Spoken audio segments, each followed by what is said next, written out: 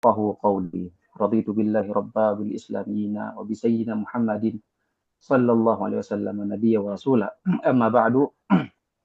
Alhamdulillah, Bapak Ibu, pada hari ini uh, insya Allah pada waktu yang singkat ini izinkan Ana untuk mensyarah sedikit tentang manasik umroh. Sebelumnya saya berterima kasih kepada Ustazah Permita yang sudah mempercayai dan mengamanahkan kepada Ana untuk menjelaskan sedikit dari manasik umroh ini. Baik, kita mulai langsung. Ini sudah di halaman syarat diterimanya suatu amalan umroh.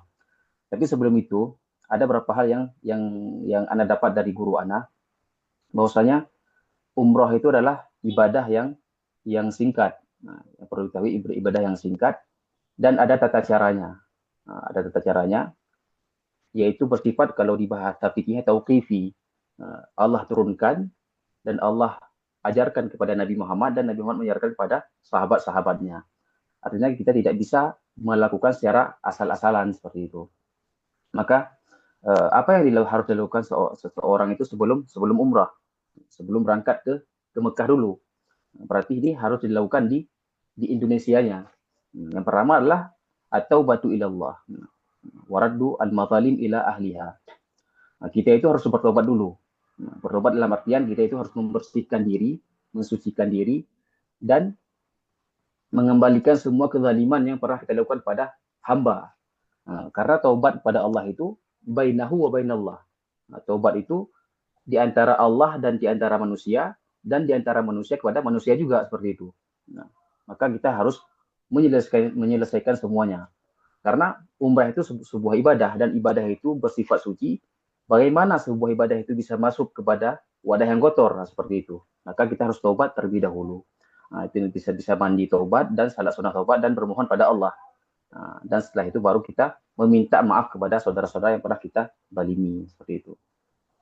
Yang kedua, kita harus ikhlasul amalillah. Kita itu harus ikhlas beramal kepada Allah. Karena di Al-Quran Allah berfirman, wa atimul hajja wal umrata lillah. Nah, sempurnakanlah haji dan umrah lillah, kepada Allah. Artinya kita itu berangkat ke kota suci untuk melakukan itu karena Allah Subhanahu wa taala. Nah, mengharap ridhonya Allah Subhanahu wa taala, bukan untuk dilihat oleh orang, bukan untuk biar ada ya dikenal saya itu haji, dikenal saya itu pernah umrah, bukan itu. Nah, itu mungkin ya tambahan, tapi asasnya atau intinya adalah niat ikhlas pada Allah Subhanahu wa taala. Nah, yang ketiga itu adalah i'dadun nafaqah ilal umrah minal halal. Nah, menyiapkan harta atau nafkah kepada ketika umrah itu dengan nafkah yang halal. Nah, maka itu sangat diperhatikan, karena kita melakukan walaupun nanti sah-sah saja kalau memakai harta yang haram, tapi tidak berkah seperti itu. Nah, yang keempat, itu termasuk di nomor 2 di sini, sesuai dengan tuntunan Rasulullah Sallallahu Alaihi Wasallam. At-ta'allum ala kaifiyah al-umrah awil hajj.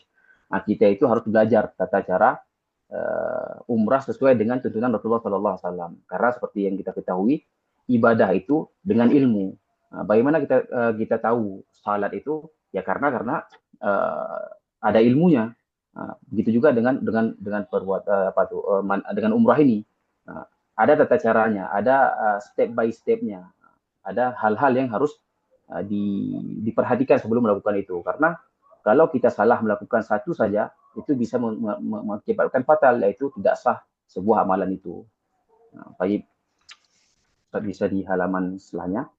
Nah, umroh ini dalil umroh dari Al-Quran. Bahwasanya Allah Subhanahu Wa Taala berfirman, wa atimmu al-hajja wal umrata lillah, dan sempurnakanlah ibadah haji dan umrah karena Allah Subhanahu Wa Taala.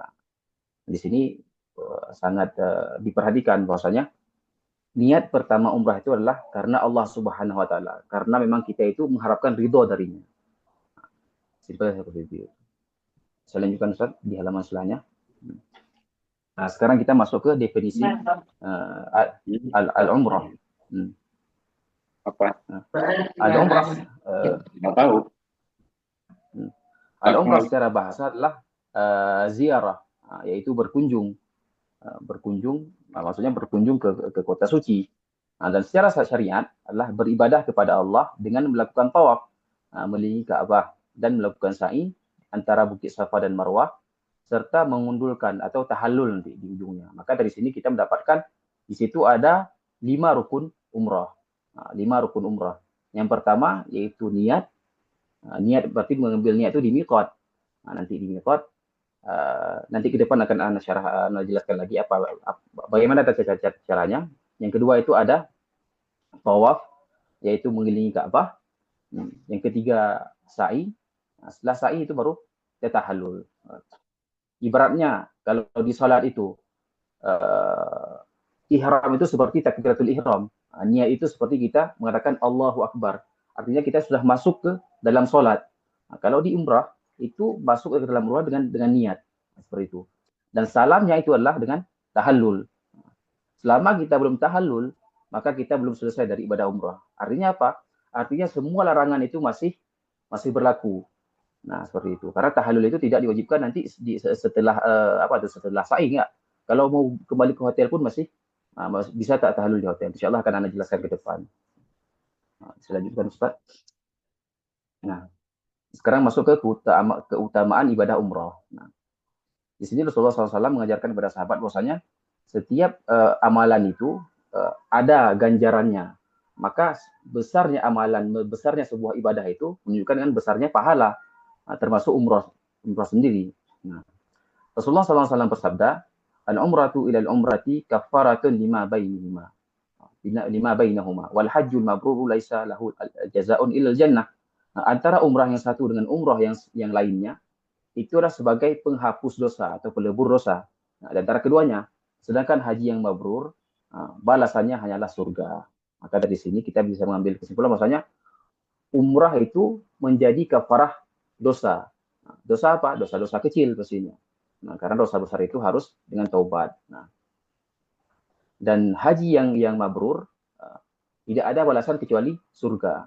Nah, maka dari sinilah kita dapat bahwasanya umrah itu kalau bisa kita bahasakan dengan bahasa yang sederhana itu haji yang kecil. Nah, haji yang kenapa? Karena yang dilakukan di haji itu sebagiannya dilakukan di umrah, seperti itu. Maka pahalanya sangat besar di sisi Allah Subhanahu wa taala. Selanjutnya Ustaz. Ini juga keutamaan juga dari umrah bahwasanya tabi'u bainal haji wal umrah fa innahuma yanfiyani al-faqra wa dhunub kama yanfi al-kiru khabatal hadid wal dhahab wal fiddah laisa lil hajjati al-mabrurah thawabun lil jannah. Ini sama seperti hadis sebelumnya bahwasanya umrah itu menjadi kafarah adzunub, menjadi penghapus atau pelebur sebuah dosa.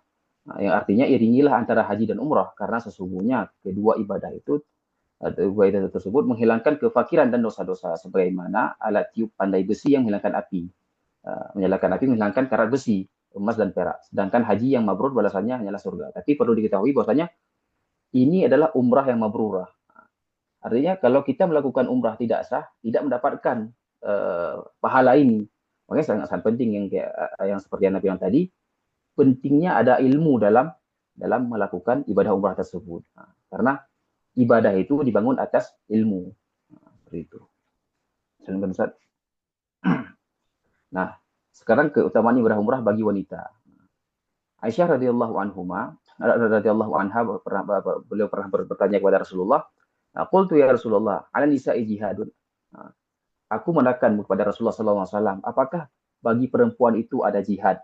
Nah, Rasulullah menjawab, qala na'am, iya, bagi perempuan juga ada jihad. Karena kalau di medan perang secara real, kalau di masa Nabi itu, perempuan itu dilarang jihad. Bahkan ada beberapa perempuan itu yang ingin jihad, Nabi melarangnya.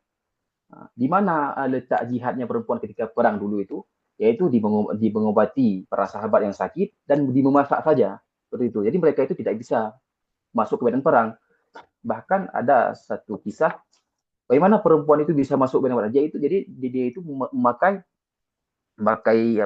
seperti cadar. Jadi Nabi Muhammad nggak mengenal beliau. Karena kalau beliau mengenal itu perempuan dan masuk medan perang, Nabi melarangnya.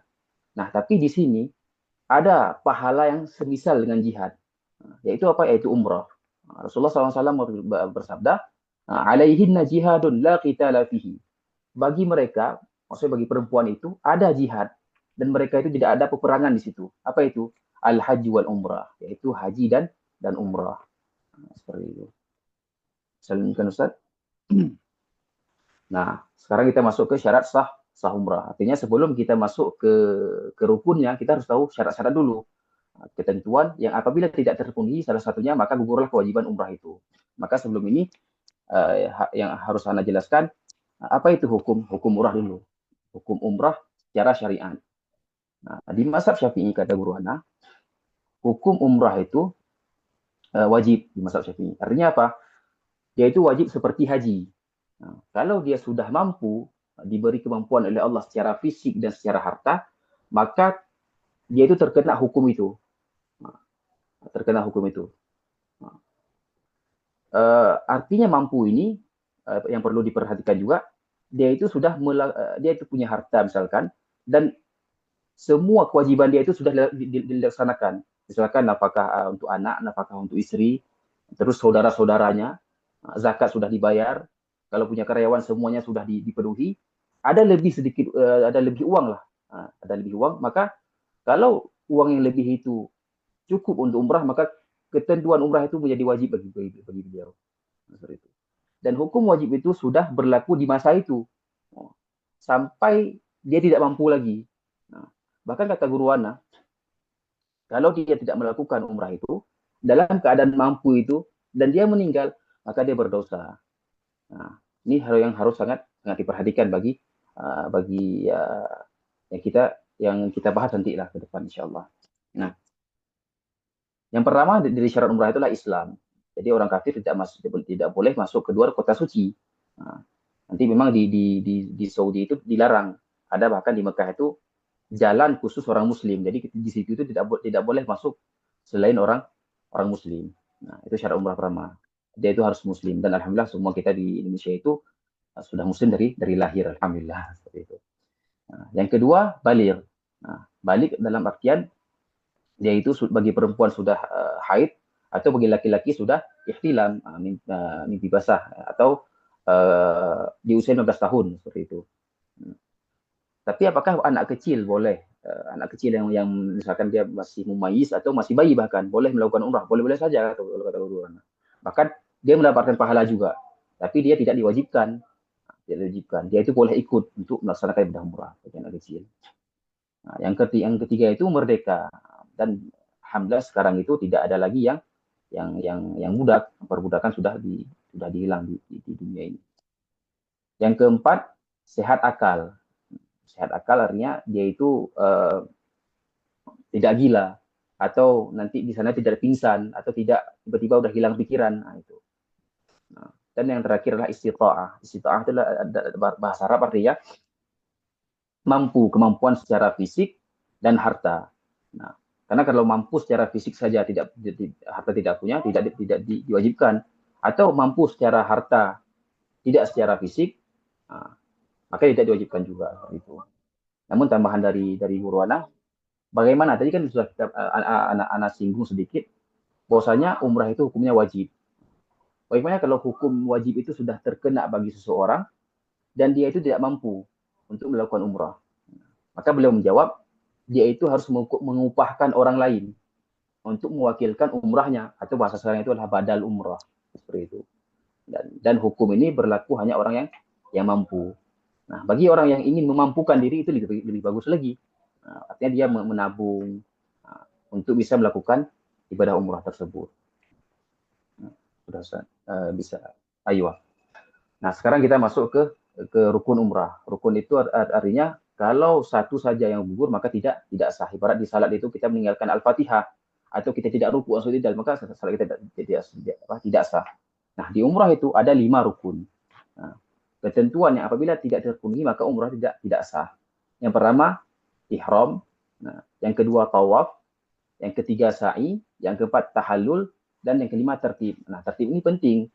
Nah, tertib ini yang sering dilupakan bagi orang. Tertib ini artinya apa? Dilakukannya satu persatu. Nah, kita itu harus niat dulu baru tawaf.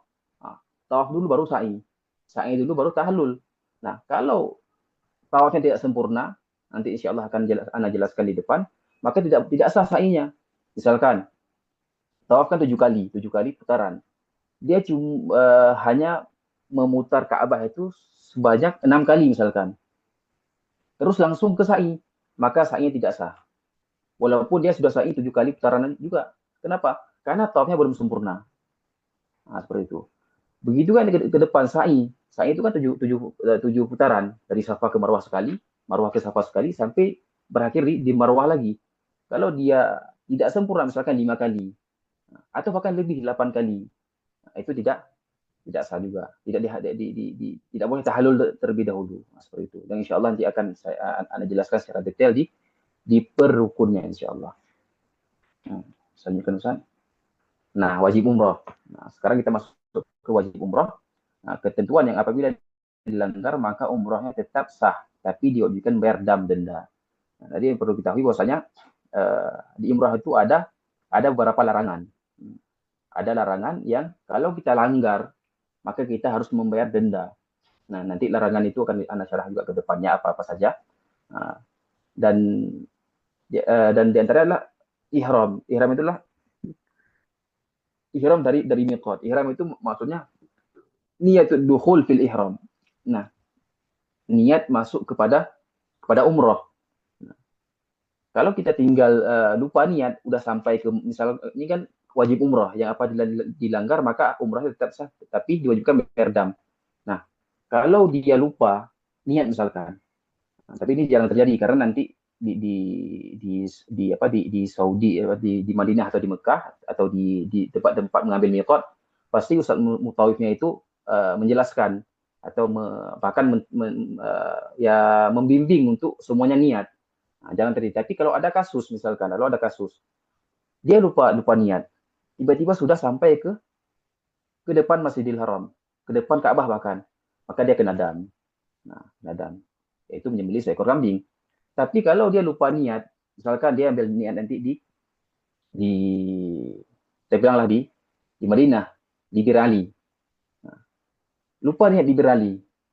Sudah berjalan sekitar 1 kilometer, dia ingat, saya belum niat. Dia lapor ke Ustaz, saya belum niat, di mana ini? Itu. Nah, ada 2 opsi kata guru ana. Dia itu bisa kembali ke tempat Bir Ali itu, tapi kan susah kalau sekarang. Karena kalau perjalanan dari Bir Ali ke Mekah itu, kalau sudah jauh taksi yang udah tidak ada lagi. Nah, maka fatwa dari Darul Ifta boleh berniat di tempat itu langsung. Nah, selama dia belum masuk ke kota haram. Nah, ini penting. Dia bisa niat di tempat itu langsung, di tempat yang dia ingat. Tapi yang ingin Anda sampaikan, ini jarang terjadi. Tapi kalau ada kasus misalkan, karena pasti di tempat miqat itu Mutawif sudah menjelaskan atau membimbing untuk berniat dari miqat, nah, untuk mengambil ihram dari miqat. Nah, itu pertama, ihram dari miqat. Yang kedua, menjauhi diri dari larangan ihram. Yang insya Allah nanti ke depan akan Anda jelaskan apa-apa saja dam-damnya. Nah, dam itu adalah sebuah ini masuk ke dam, larangan ihram atau denda dam. Nah, larangan ini berlaku ketika kita sudah mengambil niat. Nah, kita sudah masuk ke rukun pertama ini, langsung masuk Anda jelaskan rukun pertamanya. Rukun pertama umrah adalah ihram. Apa itu ihram? Niat dukhul fil umrah. Nah, niat masuk kepada umrah, seperti kalau kita salat itu takbiratul udah kita bilang Allahu Akbar. Nah, kalau di umrah itulah ihram. Nah, di mana boleh niat? Nah, ini sambil sekalian Anda syarah tentang dengan ihram. Niat itu boleh diambil dimanapun. Nah, saya mau ambil niat di Indonesia misalkan, boleh saja. Tapi kalau dia sudah mengambil niat umroh di Indonesia, maka larangan itu sudah kena. Nah, dia sudah dikenakan dengan larangan itu. Misalkan saya, kalau kami itu, Bapak Ibu, dari Mesir, itu mengambil miqatnya di atas pesawat. Nah, ketika pesawat hampir landing di Jeddah, di situ pramugarinya atau petugasnya mengatakan bahwasanya sekarang sudah masuk di area miqat. Nah, disitulah kami mengambil niat. Tapi kan beberapa orang itu takut apa? Tertidur melewati tempat miqat itu. maka kami itu termasuk dulu anak itu mengambil langsung niat di bandara. Nah, mengambil niat langsung di bandara. Berarti apa? Ketika saya sudah berniat di situ, maka semua larangan itu sudah terkena. Berarti saya tidak boleh menutup kepala, tidak boleh menutup kuku, tidak boleh mencabut semua bulu, tidak boleh mencabut bulu rambut, memakai wangian dan semuanya nanti larangan-larangannya. Nah, itulah yang dilakukan dengan larangan-larangan ihram. Nah, kalau di sini ada beberapa larangan ihram. Jadi sebelum itu, Anda jelaskan dulu apa saja yang dibolehkan ketika berihram. Nah, kita sudah mengambil niat untuk umrah, apa saja yang dibolehkan di situ? Yang pertama kita boleh menggaruk. Nah, kalau misalkan terlalu, kan kita tahu bahwasanya mencabut rambut itu dosa. Tapi tiba-tiba kepala kita tuh gatal misalkan. Itu boleh digaruk, tapi dengan kadar yang kecil saja. Nah, dan kata guru Anda tidak perlu lihat tangannya apakah ada rambut yang rontok, itu tidak perlu. Nah, boleh menggaruk. Nah, terus boleh mandi. Boleh juga mandi, tapi tidak boleh memakai wangi-wangian. Terus juga boleh memakai kacamata. Nah, memakai kacamata tidak dilarang dalam syariat. Terus boleh memakai cincin, jam tangan, nah, itu boleh. Memakai tali pinggang, boleh. Memakai sendal, boleh. Sendal yang tidak menutup mata kaki, yang tidak menutup kaki, seperti sepatu itu tidak boleh. Nah, kalau sendal seperti sendal jepit itu bisa dipakai ketika sudah berihram, ketika sudah niat. Terus bisa juga boleh memakai menggunakan payung. Misalkan kalau umrah di siang hari terlalu panas, boleh menggunakan payung. Tapi payung yang di atas kepala, tidak boleh payung yang tempel. Ada beberapa payung itu yang menempel di kepala, itu tidak boleh. Nah, dia payung yang dipegang. Nah, seperti itu. Terus juga dibolehkan iktihal. Iktihal itulah memakai celak, itu boleh. Terus itu saja yang dibolehkan ketika kita ihram. Kemudian masuk ketika larangan dan apa itu istilahnya, hal-hal yang dilarang ketika ihram.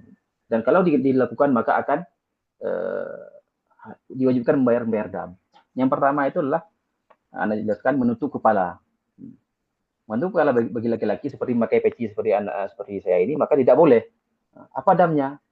Damnya adalah memotong seekor kambing, sedekah 3 sa', sedekah 3 sa' kepada untuk 6 fakir miskin, atau puasa 3 hari. Dan ini takhir kalau di bahasa fikihnya. Boleh memilih.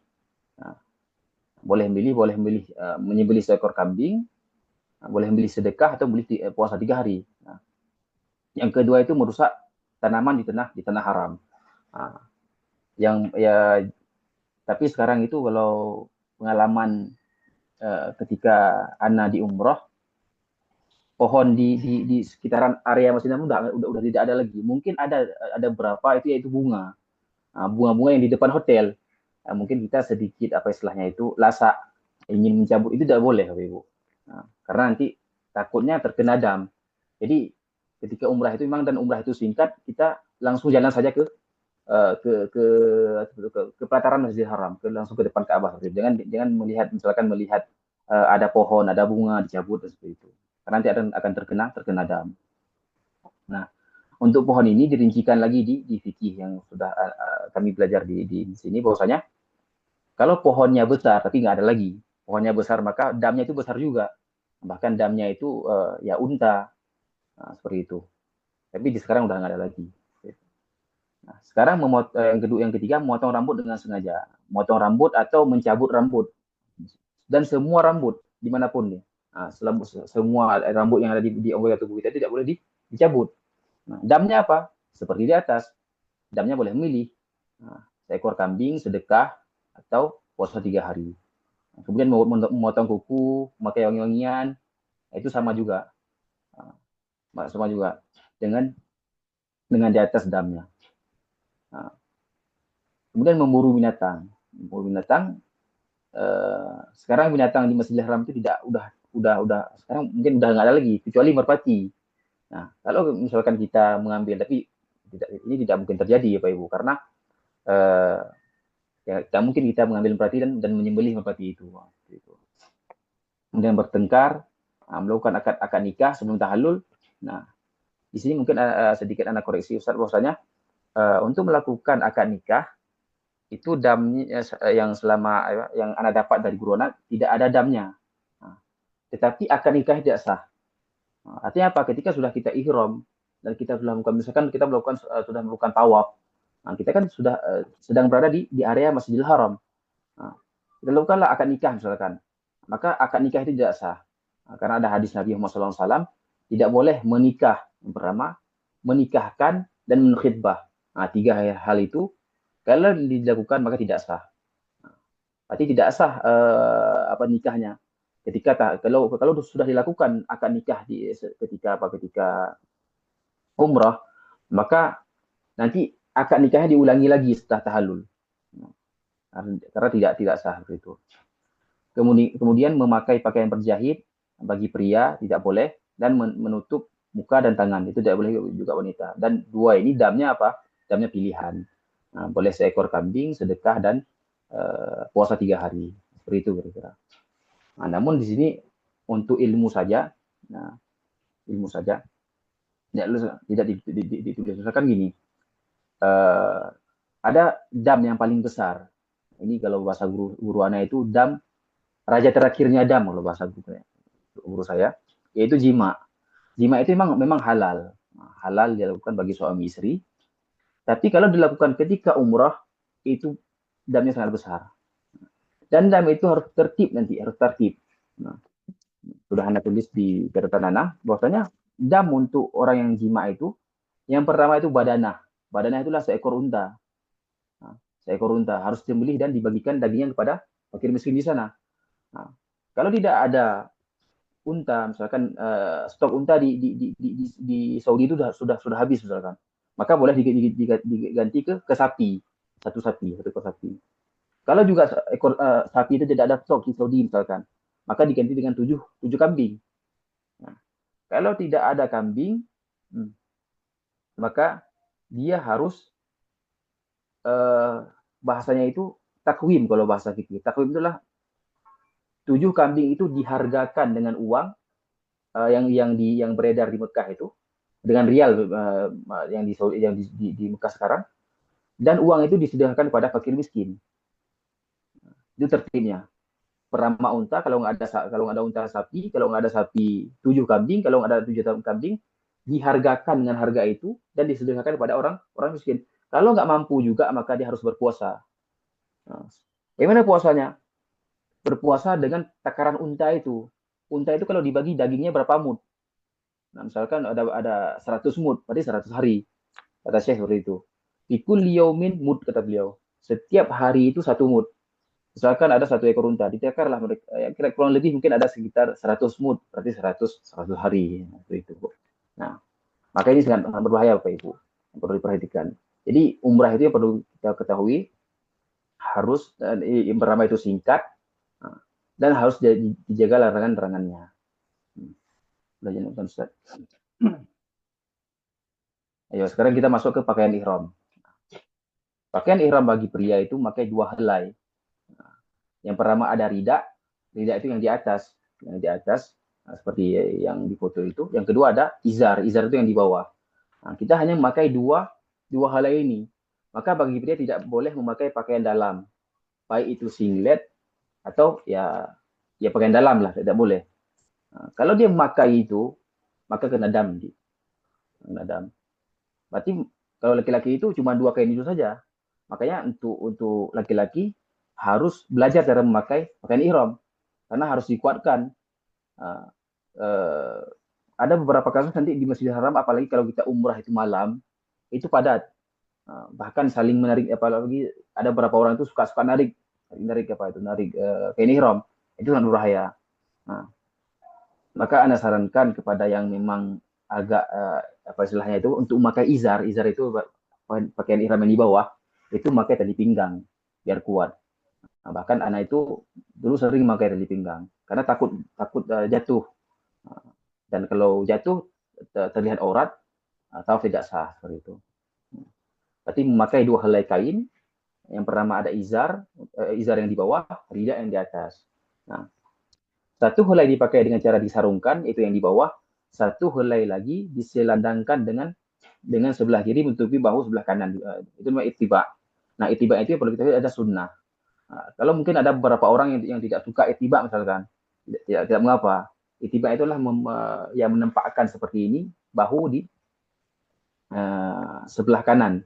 Nah, itu kelihatan bahunya. Itu tidak, kalau nggak mengikuti ittiba pun tidak mengapa.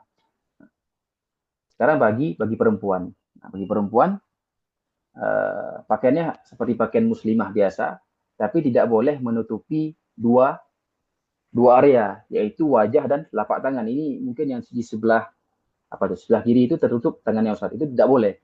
Ini tangannya harus kelihatan di sini. Nah, harus kelihatan. Nah, dua itu harus terlihat. Wajah dan telapak tangan.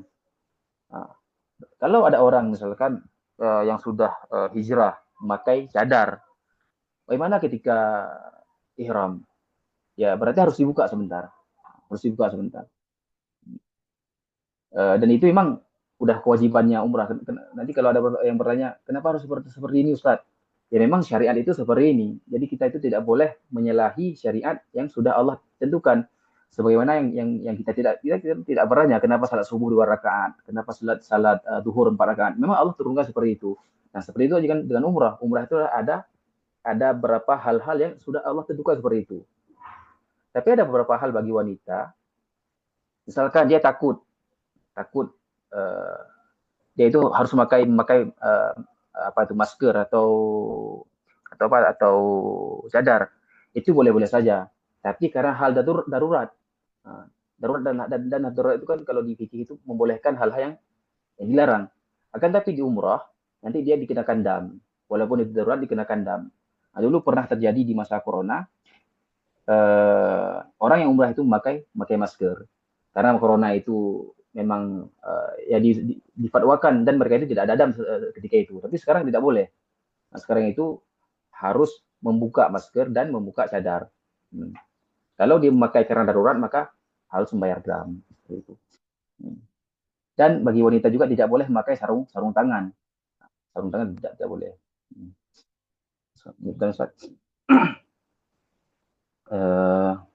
Nah, sekarang kita ke miqat. Apa itu miqat? Miqat itu adalah tempat miqat ada dua, ada miqat zamani dan miqat makani. Miqat zamani itulah waktu pelaksanaan umrah. Nah, kalau miqat makani tempat mengambilnya, tempat kalau bahasa itu adalah startnya, tempat memulai umrah itu. Nah, kalau miqat zamani untuk umrah itu sepanjang tahun kecuali hari-hari yang dimakruhkan seperti hari raya Idul Fitri, Idul Adha dan hari tasyrik. Kalau di haji itu mulai dari 1 Syawal sampai terbit fajar di tanggal 10 Zulhijjah. Nah, itu miqat zamani. Berarti kalau kita sekarang ya boleh-boleh saja untuk melakukan umrah. Kalau miqat makani itu ada 5. Ada Bir Ali, Dzul Hulaifah nama lainnya, ada yang kedua Al-Juhfah, nah, yang ketiga ada Yalamlam, yang keempat ada Qarnul Manazil, yang kelima ada Dzatu Irq. Nah, karena kita langsung bahas kedua karena miqat bagi jemaah umrah Golden Road itu yang plus Saif ada di Qarnul Manazil, maka kita akan bahas Qarnul Manazil saja. Nah, sedangkan yang satu lagi di yang berangkat dari Madinah itu di Bir Ali. Maka di sanalah nanti Bapak Ibu mengambil niat. Nah, di Qarnul Manazil, amannya di situ. Nah, di Qarnul Manazil atau di Bir Ali. Nah, karena seperti yang Anda bilang tadi, kalau kita mengambil niat sebelum sampai di miqat makani ini boleh-boleh saja, tapi larangannya sudah terkena. Larangan umrah karena kita tidak sanggup, maka kita ambil miqatnya di sana. Nah, di sana nanti bisa di Qarnul Manazil yang insya Allah akan dibimbing oleh Ustaz Mutawifnya atau di Bir Ali.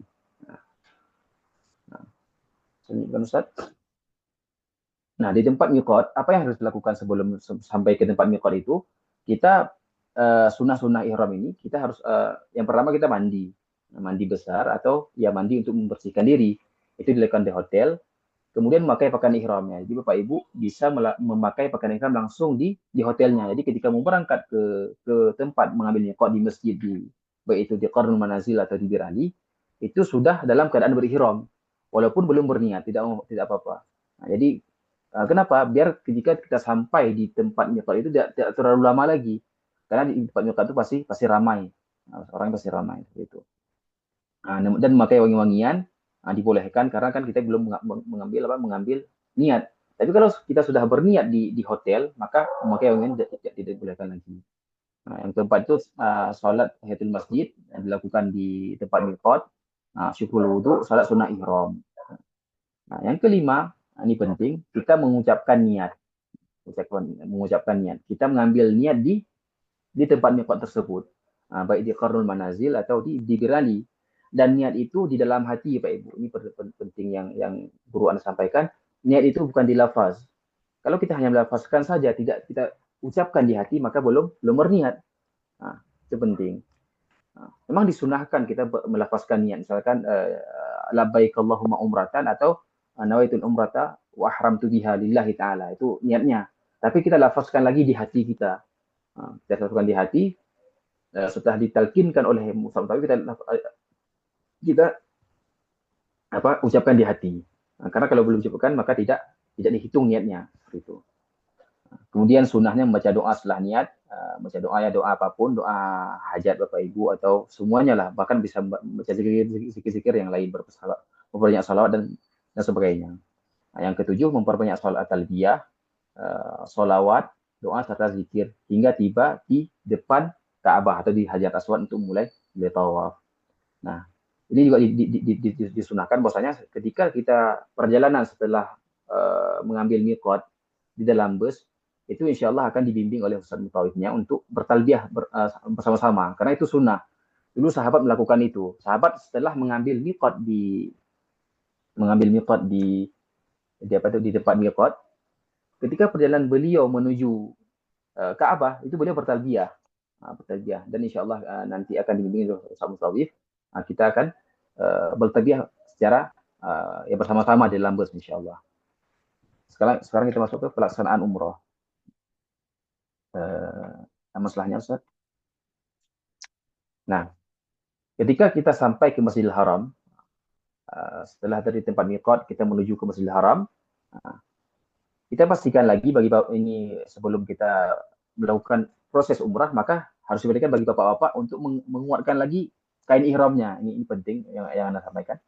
Harus menguatkan lagi kain ihramnya. Nah, kenapa? Karena dalam bus itu kan lama. Jadi mungkin beberapa kain ihram itu sudah mulai longgar, maka kuatkan lagi, bisa di samping bus atau di WC3, di situ ada WC3 dekat, seperti itu. Dan yang sudah batal wudhunya harus berwudhu lagi, Bapak Ibu. Kenapa? Karena tawaf nanti ke depan itu harus dalam keadaan bersuci. Suci dari hadas besar dan suci dari hadas kecil. Tidak sah umrah kalau tidak suci. Umrah tidak sah tawaf kalau tidak suci. Anda ulangi lagi, tidak sah tawaf kalau tidak suci. Suci dari apa? Suci dari hadas, berarti hadas kecil dan hadas besar, dan suci dari najis. Kalau misalkan di perjalanan, na'udzubillah nanti di perjalanan, misalkan keluar kencing sedikit, maka kain ihramnya harus diganti. Kenapa? Konsekuensinya nanti tawaf tidak sah. Karena seperti yang Anda sampaikan, tawaf itu harus seperti dalam keadaan salat. Salat itu kan kita harus suci dari hadas kecil, suci dari hadas besar, suci dari najis. Seperti itu dengan tawaf. Kita harus suci dari itu. Maka ketika sampai di depan itu, kita pastikan lagi bagi setiap jamaah itu melihat diri sendiri, saya ini masih suci nggak? Kalau udah batal wudhu dulu di WC3. Itu ada WC di bawahnya, di WC3, wudhu dulu. Atau kalau lihat lagi kain ihramnya, ini ada najis nggak? Ada terkena apa seperti itu. Kalau najis langsung diganti. Nah, kalau hotelnya jauh misalkan, aduh, saya nggak sanggup lagi balik ke hotel. Di samping itu ada yang jual kain ihram, insya Allah. Intinya harus suci dari dua hal itu.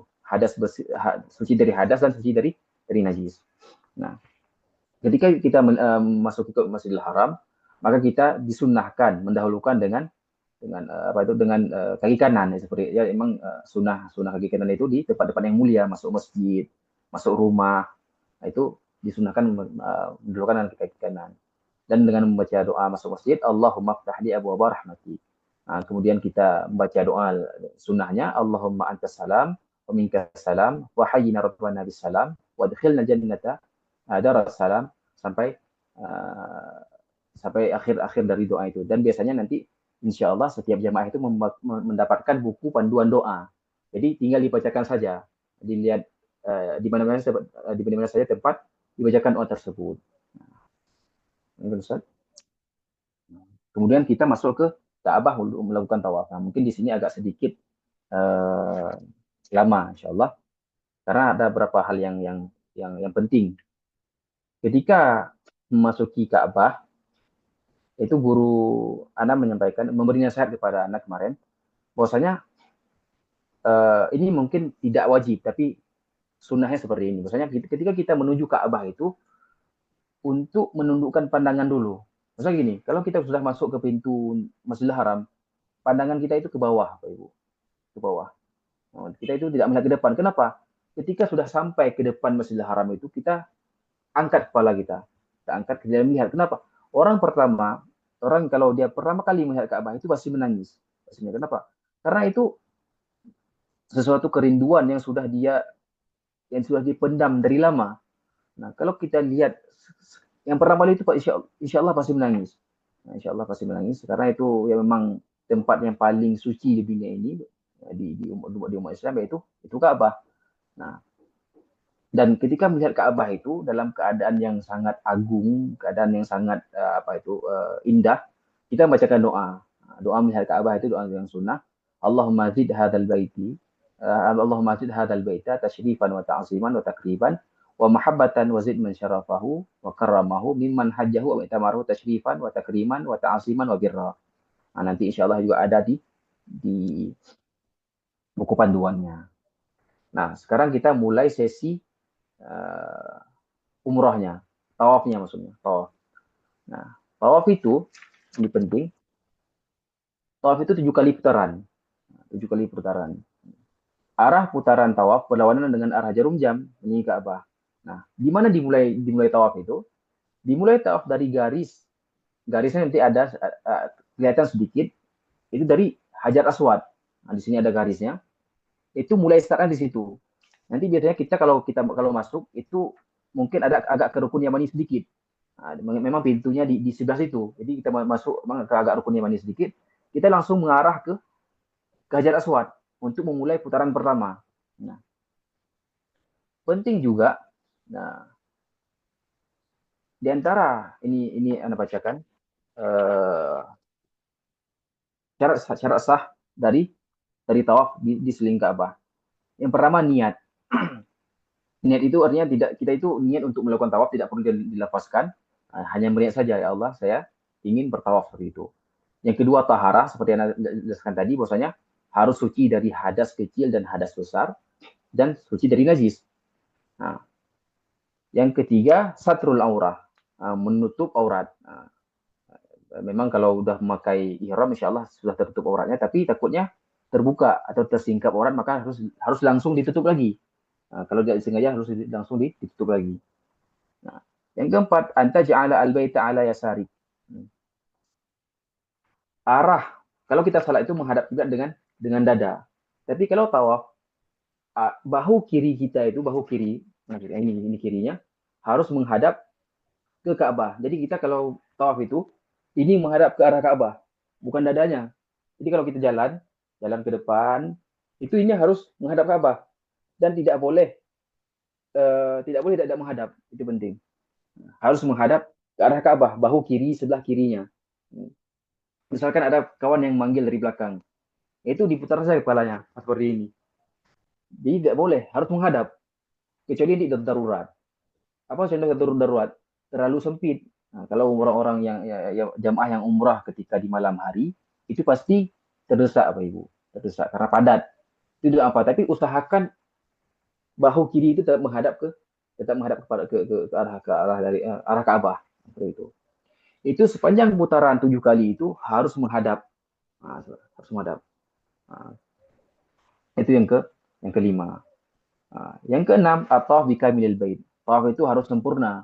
Nah, maka penting juga harus sampaikan bahwasanya tawaf itu harus di Masjidil Haram, itu pertama. Tawaf itu harus dilakukan dalam Masjidil Haram dan tidak boleh tawaf dalam Ka'bah. Nah, apa maksud tawaf dalam Ka'bah? Jadi area Ka'bah yang putih di bawah ini, coba lihat di bawah masjid, di bawah dari Hajar Aswad itu ada putih. ada sedikit garis-garis. Ini namanya Syazarwan. Syazarwan ini yang di bawahnya Syazarwan dan ada Hijr Ismail. Nah, Syazarwan dan Hijr Ismail itu termasuk dalam bagian Ka'bah. Kalau misalkan kita umrah terlalu dekat dengan Ka'bah dan bahu kita masuk ke dalam Syazarwan itu, arah Syazarwan yang putih bawah ini, maka tidak sah. Karena kita tawaf di dalam area Ka'bah. Bahkan nanti ya mungkin tidak bisa. Ada mungkin orang dia ingin tawaf mengambil jalan-jalan pintas, dia masuk ke pintu Hijr Ismail ini. Dia masuk ke pintu Hijr Ismail biar cepat. Itu tidak boleh juga, Pak Ibu. Tidak sah. Karena putaran yang dihitung itu adalah putaran yang menyeluruh. Jadi itu harus mulai dari Hajar Aswad, putar sampai ke Hajar Aswad lagi dihitung satu. Nah, dan itu dia dalam putaran itu harus menjaga semua larangan dan pantangan dan juga menjaga dari kesucian. Nah, seperti itu. Setelah itu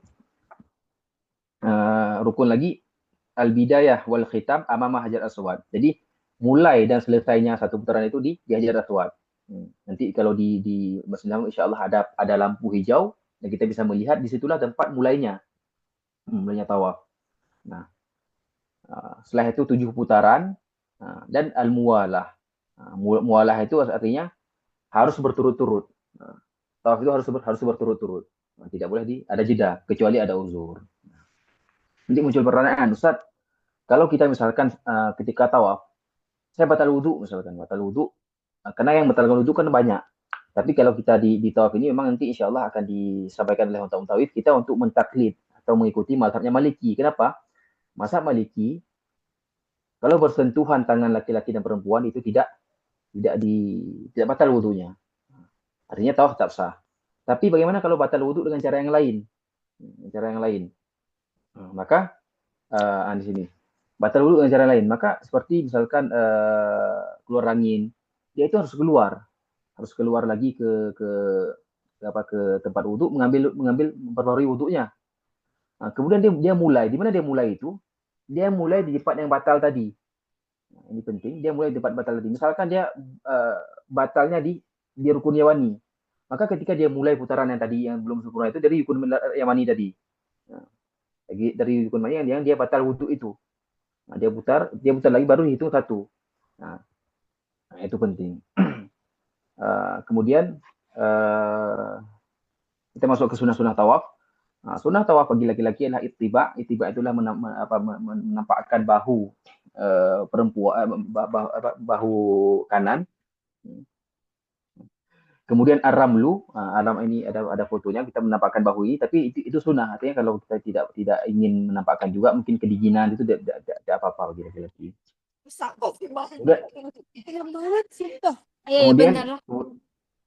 Kemudian aramlu.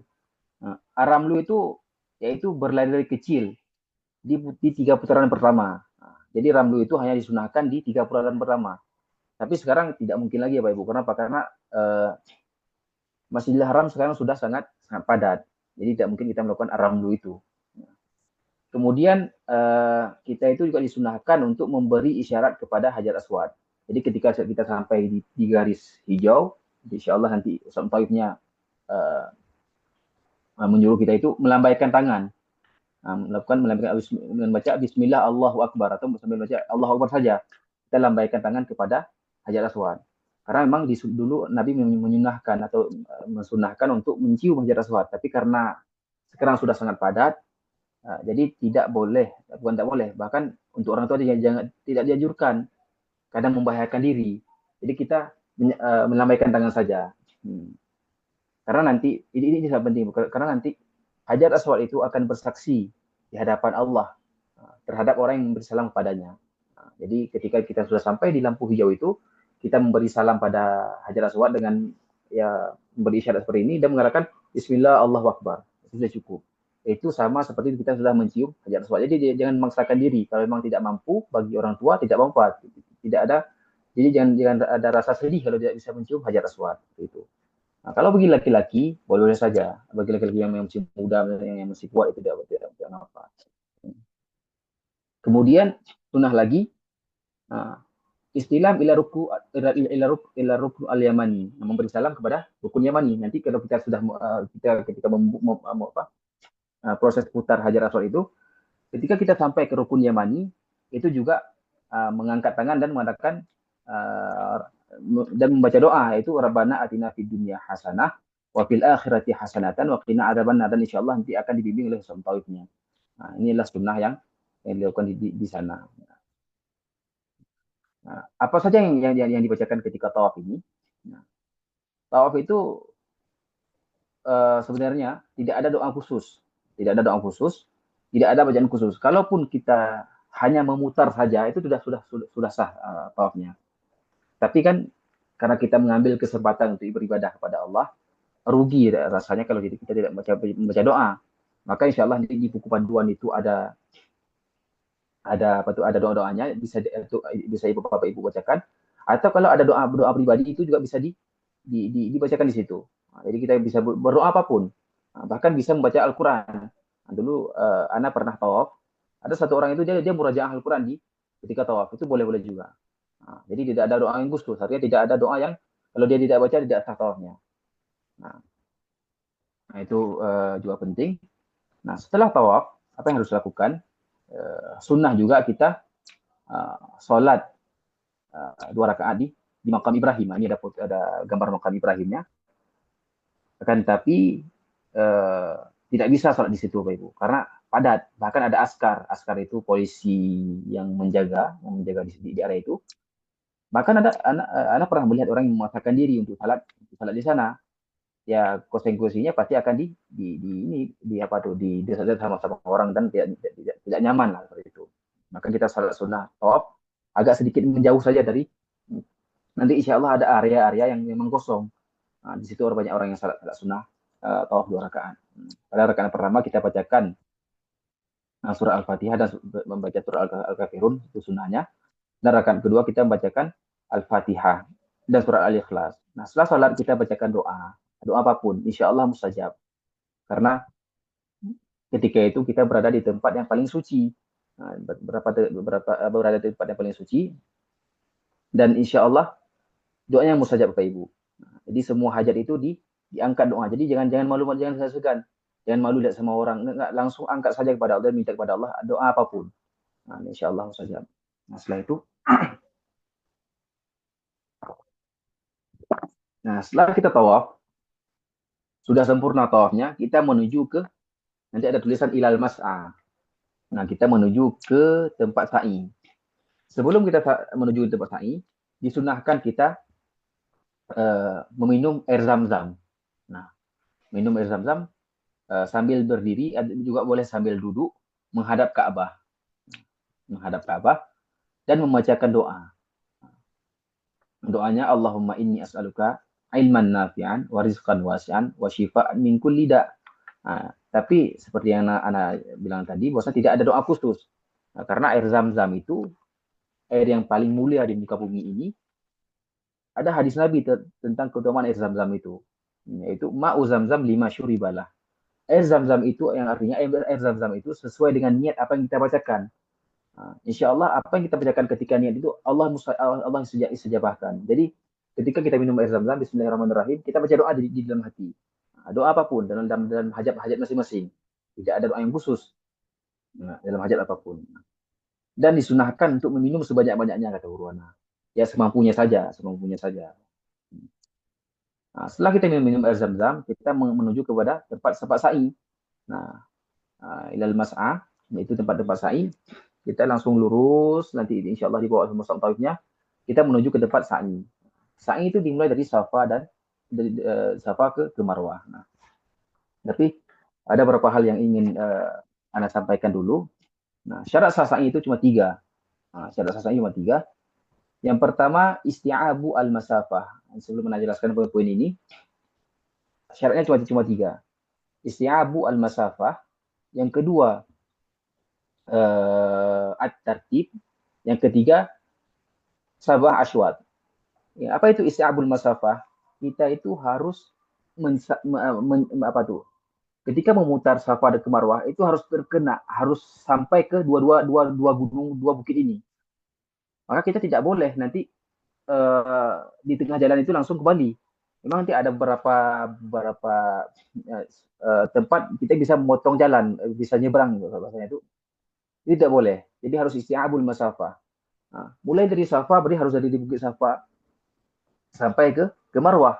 Nah, dan dari Marwah ke Safa, nah, itu harus sampai kedua bukit itu.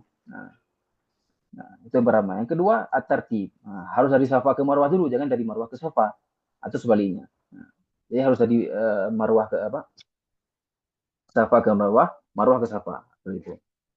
Yang ketiga, sab'ah asywat, 7 putaran. Namun putaran di sa'i ini berbeda dengan putaran di tawaf. Sa'i itu dihitung satu putaran ketika dari Safa ke Marwah. Nah, Safa ke Marwah itu dihitung satu, Marwah ke Safa dihitung dua. Nah, Safa ke Marwah lagi dihitung tiga dan seterusnya. Jadi kita insya Allah akan selesai itu di Marwahnya. Nah, mudahnya itu Bapak Ibu, kalau mungkin lupa hitungannya. Nah, mudahnya itu perjalanan yang ganjil dari Safa ke Marwah itu perjalanan yang ganjil. Nah, dari Safa ke Marwah itu perjalanan yang ganjil. Berarti 1, 3, 5, 7 itu dari Safa ke Marwah. Nah, perjalanan yang genap dari Marwah ke Safa. Nah, jadi tetap kita itu mulai dari Safa dan 7-nya itu pasti di Marwah. Nah, seperti itu. Nah, ini akan anak bacakan. Yang pertama itu menuju ke Bukit Safa untuk melaksanakan sa'i. Yang kedua menaiki Bukit Safa lalu menghadap ke arah Ka'bah hingga melihatnya. Jika hal itu menginginkan, kemudian bacakan doa ini sunnahnya, Bapak Ibu. Jadi sunnahnya ketika kita sebelum mulai Safa, sebelum mulai sa'i itu kita bacakan doa dulu dengan menghadap Ka'bah. Nah, juga ketika dan sa'i itu sah. Nah, ini penting, sa'i itu sah kalau tawaf itu sudah sempurna. Nah, ini saya ulangi sedikit. Kalau belum sempurna tawafnya, itu tidak boleh sa'i dulu. Tawaf itu harus dilakukan 7 kali putaran. Misalkan dia cuma putar 6 kali, langsung ke sa'i. Dan sa'inya sudah sempurna, maka itu tidak sah sa'inya. Nah, walaupun dia sudah putar sa'i itu sudah mengelilingi sa'i itu sebanyak 7 kali, itu tidak sah. Maka harus sempurna tawaf dulu. Nah, kemudian disunahkan juga berlari kecil di antara lampu hijau. Nanti ketika kita tawaf, kita sa'i, itu memang ada isyarat lampu hijaunya. Nah, isyarat lampu hijau di situ lari-lari kecil. Nah, lari kecil bagi mampu itu sunnahnya. Ada kan membaca doa nanti. Rabbi ighfir warham wa tajawaz amma ta'lam innaka anta al-azu al-akram, itu sunnahnya. Dan kita itu kenapa kita lari di situ? Kan orang bertanya, kenapa hanya di 2 lampu hijau itu saja yang kita lari? Nah, di tanda hijau itu yang lari. Karena itu sunnah. Nah, dari Guru Anam menyampaikan bahwa sahabat dulu ketika berlari di situ, ketika sampai di situ beliau itu berlari dulu, area sa'i tidak sama seperti sekarang. Nah, area sa'i itu dia menurun seperti ini. Jadi antara ada apa, Bukit Safa dan Bukit Marwah itu menurun seperti ini, Pak Ibu. Nah, Nabi itu di situ lari kecil, baru jalan santai lagi dari Marwah ke Safa sampai di tempat itu beliau lari lagi. Maka dibuatlah tanda untuk memudahkan bagi jamaah-jamaah oleh pemerintah Arab Saudi. Nah, ketika sa'i dari Safa kita membaca doa, sampai ke Marwah kita juga membaca doa. Kita berdoa di Bukit Safa ya, doa apapun. Insya Allah di buku panduan itu sudah ada doanya. Dan atau kalau ada hajat masing-masing juga bisa dibacakan di situ. Nah, kemudian setibanya di Marwah, kerjakan apa yang dikerjakan di Safa, yaitu menghadap kiblat, bertakbir, membaca zikir, dan berdoa dengan doa apa saja yang dikehendaki. Nah, yang keenam, perjalanan dari Safa ke Marwah dihitung satu putaran. Seperti yang bilang tadi, Safa ke Marwah 1, Marwah ke Safa 2, Safa ke Marwah 3, hingga seterusnya. Yang insya Allah akan berakhir di Marwah 7 putaran itu. Nah, ini penting yang mungkin tidak ada di sini, yang tambahkan yang mendapatkan dari Guru Ana. Sa'i itu tidak diwajibkan suci. Artinya begini. Nanti bagaimana Ustaz kalau misalkan ketika sa'i saya itu batal wudu. Ya, tidak apa, langsung lanjutkan sa'inya. Sah insya Allah. Karena tidak diwajibkan suci. Juga misalkan tiba-tiba mau cakap keluar sedikit kencing misalkan, berarti sudah najis kan ihramnya. Tidak apa juga, langsung lanjutkan. Karena tidak diwajibkan itu. Nah, sa'i itu tidak diwajibkan suci dari hadas dan suci dari najis. Berbeda dengan sa'i, dengan tawaf apa? Dengan tawaf. Tawaf itu harus suci dari hadas dan suci dari najis. Kalau sa'i tidak apa-apa. Misalkan ketika sa'i keluar angin, nggak apa, langsung lanjutkan saja sampai selesai. Karena tidak diwajibkan. Nah, kemudian masalah sa'i lagi, kemudian sudah selesai. Intinya 7 putaran, Safa ke Marwah 1, Marwah ke Safa 2. Nanti di sana itu nasihat juga dari Anda, Pak Ibu, harus menjaga kekompakan. Kenapa? Karena sa'i itu nanti ada 2 lantai. Ada lantai dasar, yang itu kita bisa lihat langsung bukitnya. Ada lantai di atasnya. Nah, kalau lantai di atasnya itu datar. Biasanya kalau kita umrah pertama itu biasanya itu mutawifnya membawa ke lantai dasar. Itu tergantung mutawif nanti, atau tergantung dengan keinginan jamaah. Itu membawa ke lantai dasar. Lantai dasar itu sangat padat. Bahkan untuk melakukan sunnah lari-lari kecil itu tidak bisa. Maka kita itu harus menjaga kekompakan, jangan hilang. Jadi saling memegang, saling mengganding tangan, jangan ada yang terlepas dari tempat sa'i. Karena kalau hilang jamaah di situ sangat susah dicari. Sangat susah dicari. Bahkan Anda pernah kejadian dulu ketika bawa jamaah, dia di belakang Anda, tapi dia udah nggak sanggup lagi untuk jalan. Cuman beliau itu tidak mengabarkan kepada Anda. Jadi dia sudah hilang. Pas Anda lihat di belakang, sudah tidak kelihatan lagi Ustaz Bapak Ibu, karena sangat padat, apalagi kalau malam. Sangat padat seperti itu. Dan juga disunahkan ketika sa'i itu, dada kita itu menghadap ke bukit yang kita tuju. Nah, ini sunah saja, dan kalaupun tidak berlawanan arah itu makruh hukumnya, tetap sah tapi makruh. Ketika kita misalkan menuju dari Safa ke Marwah, itu dada kita itu menghadap ke bukit Safa, ke bukit Marwah. Kalau dari Marwah ke Safa, dada kita itu menghadap kepada bukit Safa. Berbeda dengan tawaf. Tawaf itu yang menghadap itu adalah bahu sebelah kirinya. Nah, bukan dadanya, bahu sebelah kiri. Itu penting. Nah, setelah kita lakukan proses sa'i, terakhir baru kita tahallul. Nah, seperti itu. Tahallul. Nah, tahallul itu kalau di salat itu seperti salam.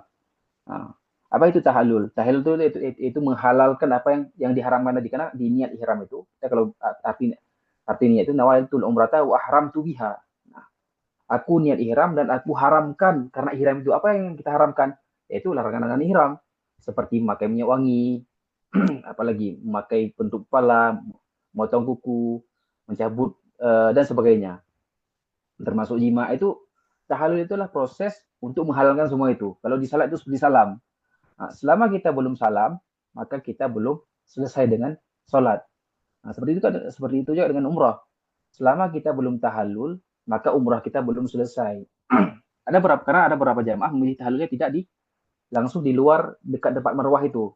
Nah, nanti karena ketika selesai di marwah kita langsung keluar di tempat, memang di situ tempat orang yang istirahat setelah tawaf. Tapi ada beberapa jamaah tidak melakukan tahallul di situ, lebih memilih di hotel, atau lebih ingin membotakkan atau mengundulkan kepalanya di tempat pangkas. Berarti selama belum tahallul itu larangan masih terkena bagi jamaah itu. Nah, Anda bacakan tahallul artinya penghalalan, yaitu dibolehkan kembali sesuatu yang tadi dilarang bagi yang berihram dengan mencukur rambut minimal 3 helai. Ini penting, minimal 3 helai. Kalau dia yang dicabut 2 helai belum sah Bapak Ibu. Apalagi sehelai. Jadi minimalnya 3 helai. Nah, cuman diambil jika tidak banyak ya diambil, bisa dicabut atau bisa digunting. Nah, bertahallul untuk pria dengan memendekkan seluruh kepala atau mencukur gundul. Nah, dan yang mencukur gundul itulah yang lebih afdal, itu sunnahnya. Membotakkan kepala itu lebih afdal. Nah, adapun bagi wanita cukup dengan memotong rambut sepanjang 1 ruas jari. Nah, tapi yang ada tambahan dari guru Ana, Bagi wanita itu afdalnya seperti apa? Apa yang lebih utamanya? Yaitu mengambil semua rambutnya. Jadi diambil semua rambutnya, dikedepankan, nanti dibuat seperti ini, yang itu dipotong di ujungnya saja, semuanya itu, semua ikatan itu dipotong semua. Tapi itu tidak bisa dilakukan di Masjidil Haram karena rambut itu kan aurat kalau di perempuan. Itu bisa dilakukan di hotel. Itu afdalnya. Tapi memotong tiga helai itu sudah memadai, sudah cukup. Nah, yang ketiga boleh mengunting rambut orang lain dengan syarat dirinya telah mengunting rambut sendiri. Nah, bagi wanita tidak diperkenankan mengeluarkan rambutnya. Artinya tidak boleh menampakkan aurat di tempat umum. Karena rambut bagi perempuan itu adalah aurat. Nah, setelah memotong atau mencukur rambut, maka berakhirlah ibadah umrah.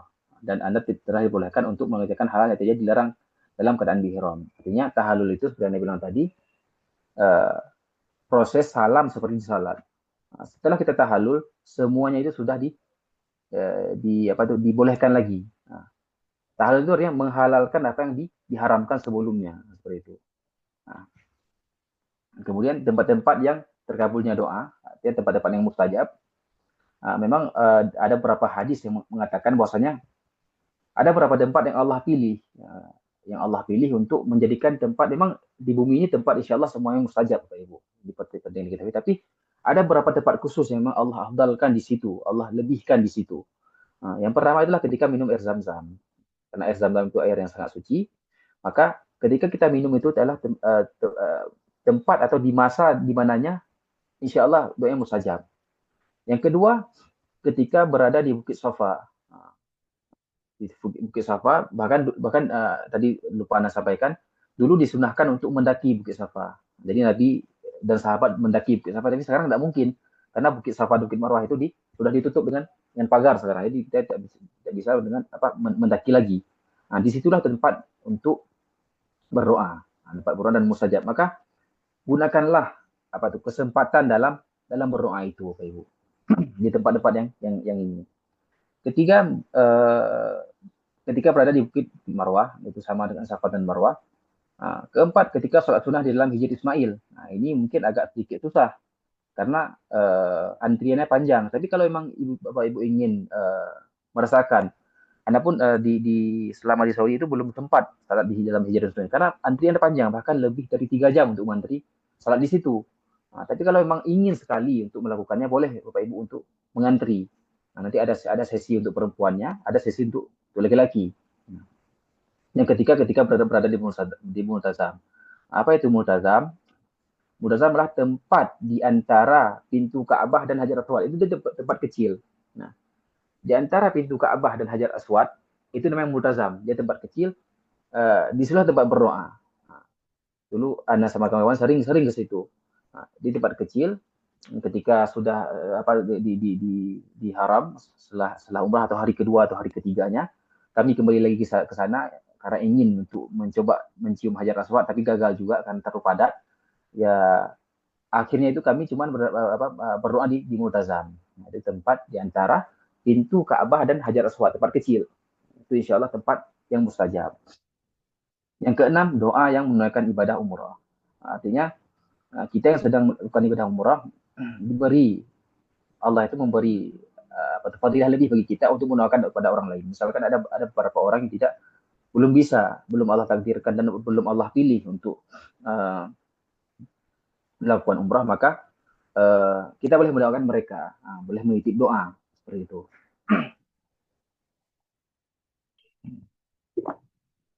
Nah, dengan berakhirnya tahallul, maka berakhirnya lah proses pelaksanaan ibadah umrah kita. Nah, sekarang sedikit tentang ziarah Madinah. Karena dua kota haram yang di dunia ini yang Allah takdirkan. Yang pertama itu adalah Mekah, yang kedua adalah Madinah. Apa keutamaan Madinah? Madinah itulah kota yang menerima Nabi, itu pertama. Nabi itu ketika diusir dari Mekah, kemana beliau berlindung? Yaitu beliau berlindung ke Madinah. Dan Ahlul Madinah ketika itu menerima Nabi Muhammad SAW. Nah, tempat-tempat mulia di Madinah itu banyak, Bapak Ibu. Nah, yang pertama itu adalah Masjid Nabawinya sendiri. Nah, yang di situ ada makam Rasulullah SAW. dan 2 makam sahabatnya yaitu Abu Bakar dan Sayyidina Umar. Di makam itu yang insya Allah nanti kalau kita masuk Raudah, di Jalur Raudah itu kita akan melewati makam itu insya Allah. Tapi yang perlu kita ketahui, ketika kita berdoa itu, boleh kita langsung menyampaikan salam ke baginda Nabi. Jadi ketika kita lewat itu, kita dengan khusyuk melihat dan melihat makam Nabi dan beri salam, Assalamualaikum ya Rasulullah. Insya Allah Nabi menjawab dan ada dalilnya dari guru anak, bahasa beliau mengatakan Nabi Muhammad SAW itu menjawab orang yang memberi salam kepadanya. Nah, apa yang kita lakukan ketika melewati makam Rasulullah SAW? Yang pertama itu mintalah syafaat dari beliau.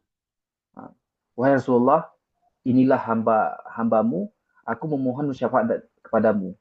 Karena syafaat terbesar yang ada nanti di hari akhirat itu adalah syafaat Rasulullah SAW. Memang syafaat itu banyak apa Ibu? Ada syafaat orang saleh, ada syafaat salat, ada syafaat puasa, ada syafaat ibadah.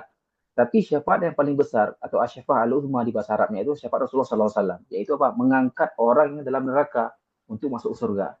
Nah, itulah kesempatan yang sangat Allah berikan, yang sangat baik, yang Allah berikan kepada jamaah umrah itu bisa melihat langsung makam Rasulullah SAW. Maka usahakan manfaatkan kesempatan itu. Kemudian setelah itu ada lagi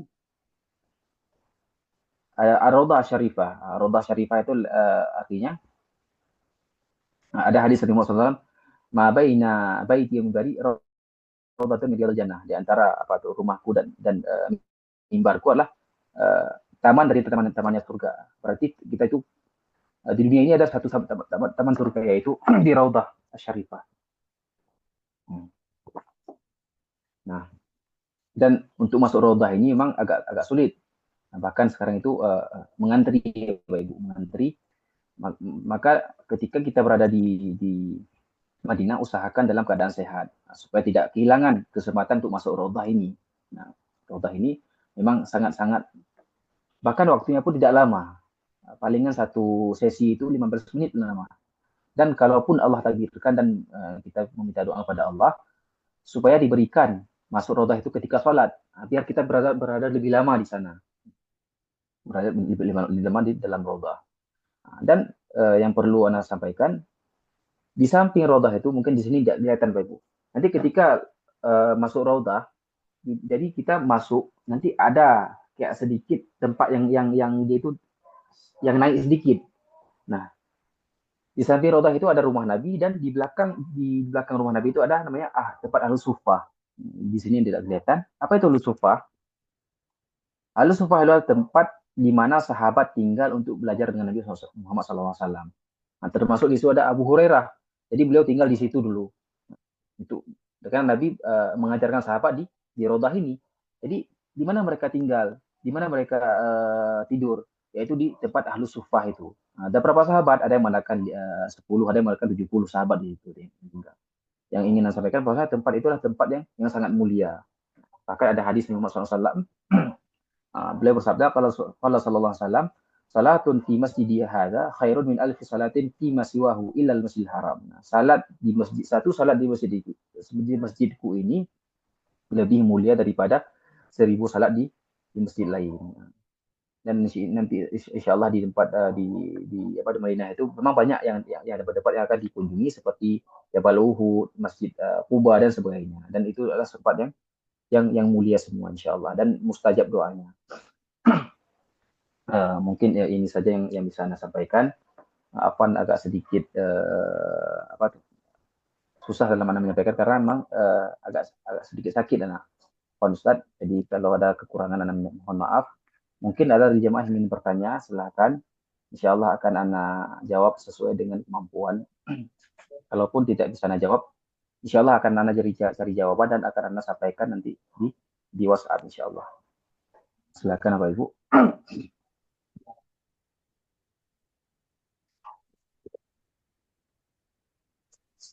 Terima kasih banyak. Afwan Ustaz.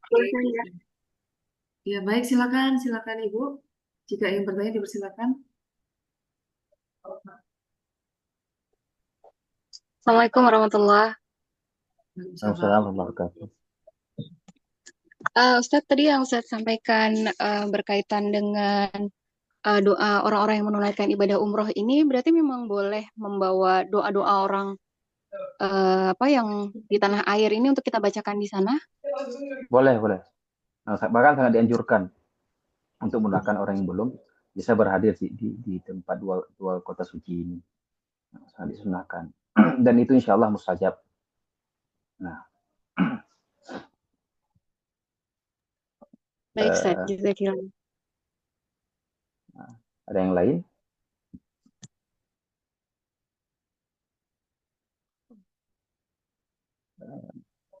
Mungkin sedikit tambahan dari Ana, Ustaz, Bapak Ibu, terkait dengan larangan tadi. Memang mungkin ada beberapa larangan itu yang tahu melanggar itu hanya kita sendiri ya Bapak Ibu. Jadi misalkan Bapak Ibu mencabut rambut, jadi yang tahu itu cuma kita sendiri. Nah, ya mungkin Ustaz Mutaifnya tidak melihat Bapak Ibu melanggar, tapi yang perlu kita ketahui, Allah itu maha melihat. Nah, Allah itu maha melihat. Allah tahu kita melanggar. Kalau kita tidak berdam, maka kita berdosa. Kalau sudah melanggar, maka langsung laporkan ke Ustaz Mutaifnya. Ustaz, saya sudah melanggar ini. Apa yang harus saya lakukan? Nah, kalau berdam, maka insya Allah di sana itu ada tempat berdam. Ada tempat untuk melakukan pembayaran dam itu. Ya. Maka ya harus dilaksanakan. Karena walaupun manusia tidak tahu, tapi Allah maha melihat. Seperti itu. Ada pertanyaan lagi, Pak Ibu? Saya Ustadz izin. Tafadhal. Iya, terima kasih. Assalamualaikum warahmatullahi wabarakatuh. Pertanyaan saya dua. Waktu-waktu umroh itu kapan aja gitu? Apakah ada potensi untuk beririsan dengan waktu sholat? Di mana waktu sholat fardu? Itu yang pertama. Yang kedua, kan ini kan kita rombongan. Nah, misalnya dari saat tawaf, misalnya di putaran kelima, eh, apa kita eh, kentut gitu misalnya atau ingin ke kamar mandi gitu. Nah, itu seperti apa ya? Kan pasti mutawifnya kan akan melanjutkan mendampingi rombongan yang lanjut gitu. Nah, yang batal ini akan seperti apa gitu? Dia akan disisihkan, kemudian diminta untuk bersuci dulu, kemudian diminta untuk eh, apa? Melakukan hal yang sama ketemu di titik mana atau seperti apa? Terima kasih. Baik, insya Allah karena jawab pertanyaan pertama, umrah itu tidak ada waktu, ini waktu umrah itu ya semua waktu di di 24 jam, tidak ada waktu khusus. Kalau ketika umrah azan, berarti kita berhenti untuk melakukan salat dulu. Nah, setelah itu baru kita lanjutkan lagi. Misalkan ketika tawaf, nah, baru putaran kelima misalkan. Nah, azan, berarti kita berhenti untuk salat. Nah, setelah salat kita lanjutkan lagi putaran itu. Di mana di tempat yang kita berhenti itu. Nah, itu penting. Karena putaran itu tidak dihitung sempurna kalau tidak sempurna satu putaran penuh.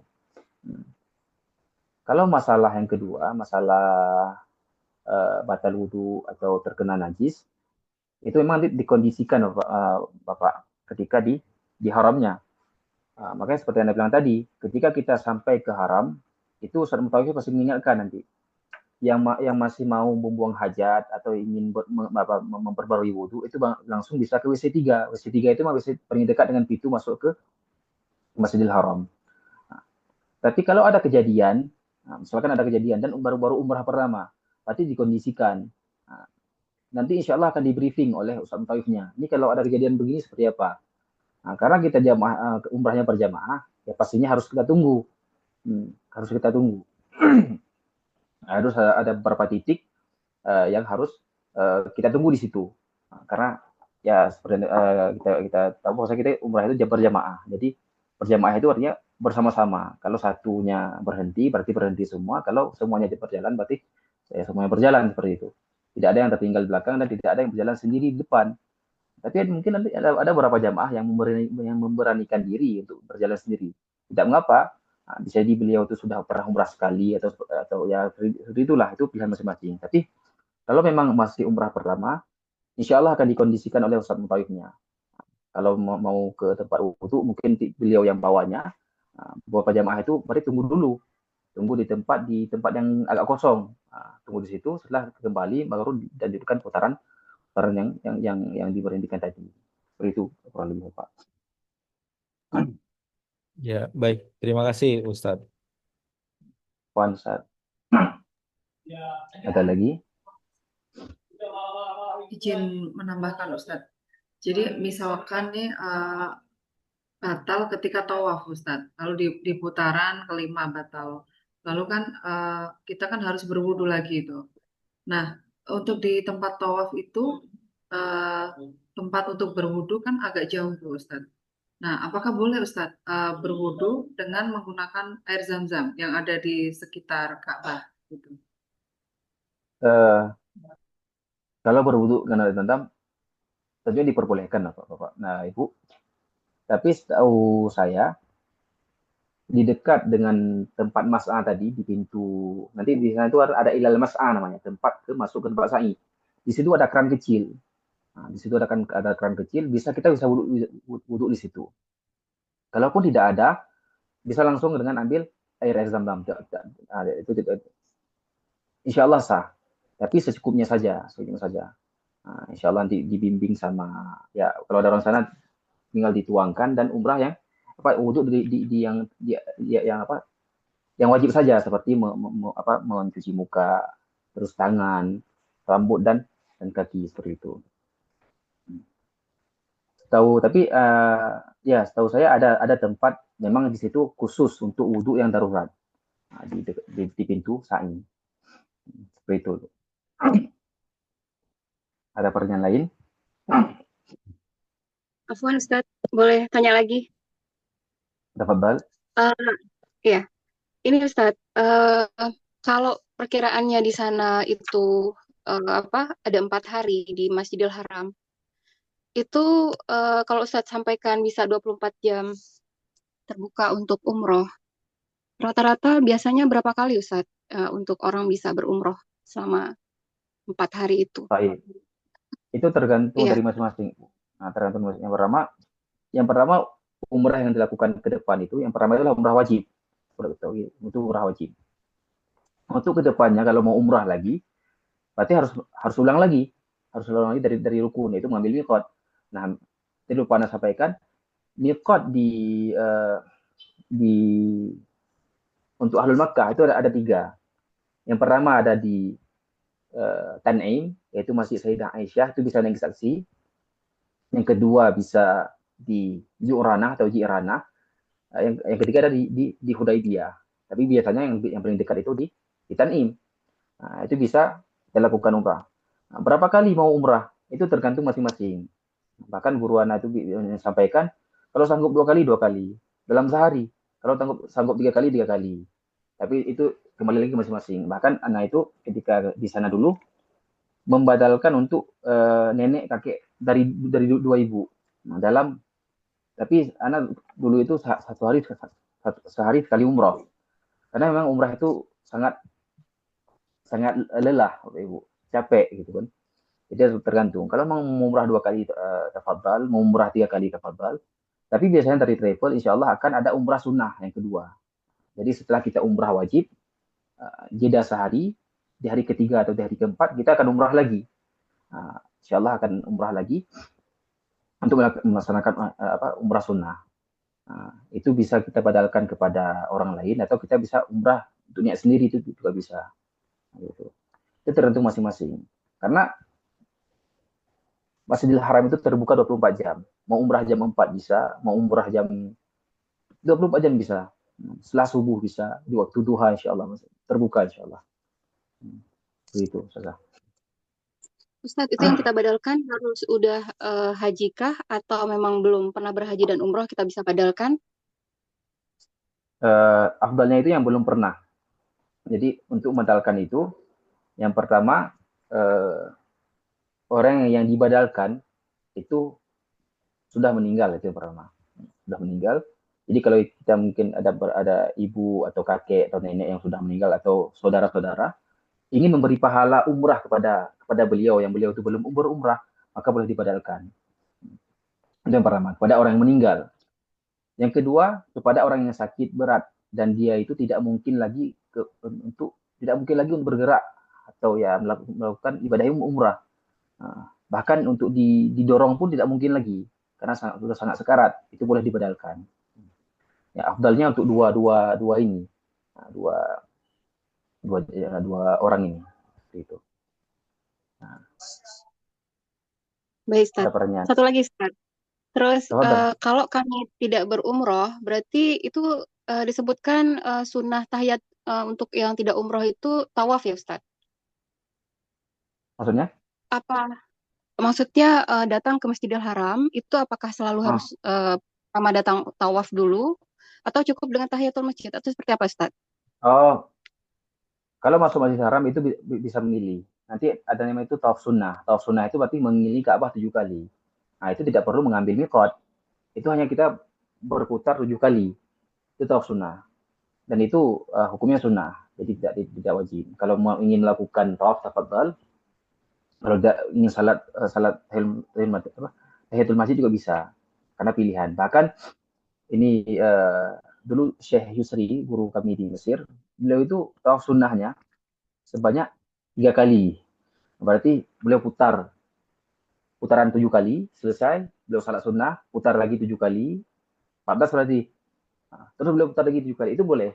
Itu sesuai dengan kemampuan. Karena seperti yang bilang tadi, banyak bahkan kami itu sering untuk mendapatkan pahala. Karena kita kan memakai waktu sebanyak mungkin di sana. Kita cuma mungkin 4 atau 5 hari, usahakan selalu di masjid.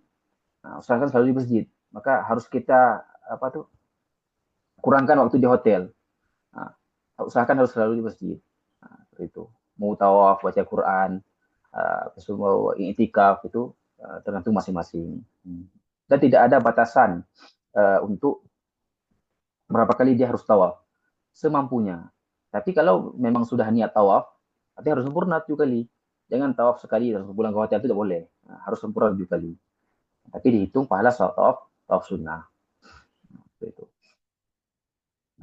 Ada pertanyaan lagi? Banyak Pak Ustadz. Tafadhal. Kalau kita mau tawaf untuk membadalkan yang udah meninggal itu, apakah kita juga harus mikot ulang? Iya, karena baik, ayo. Untuk badal itu sama seperti umrah yang kita lakukan untuk diri sendiri. Nah, berarti kita harus mulai dari mikot. Berarti rukun 5 itu harus ada. Harus ada bagi kita badalkan. Nah, bedanya di mana? Bedanya cuma di niat. Kalau kita niat untuk umrah sendiri, itu kan nawaitul umrah atau haram tu biha. Nah, kalau kita niat badal, berarti kita ucapkan nama yang dibadalkan itu. Itu bedanya. Hanya di niat. Tapi prosesnya sama semua. Di tawafnya sama, di sa'inya sama. Sampai tahalulnya pun tahalul rambut kita, bukan rambut beliau, seperti itu. Nah, itu dibadal. Jadi yang bedanya cuma di niat. Cuma di niat. Oke. Oke, terima kasih Ustaz. Afwan. Ada yang bertanya lagi? Fadhal.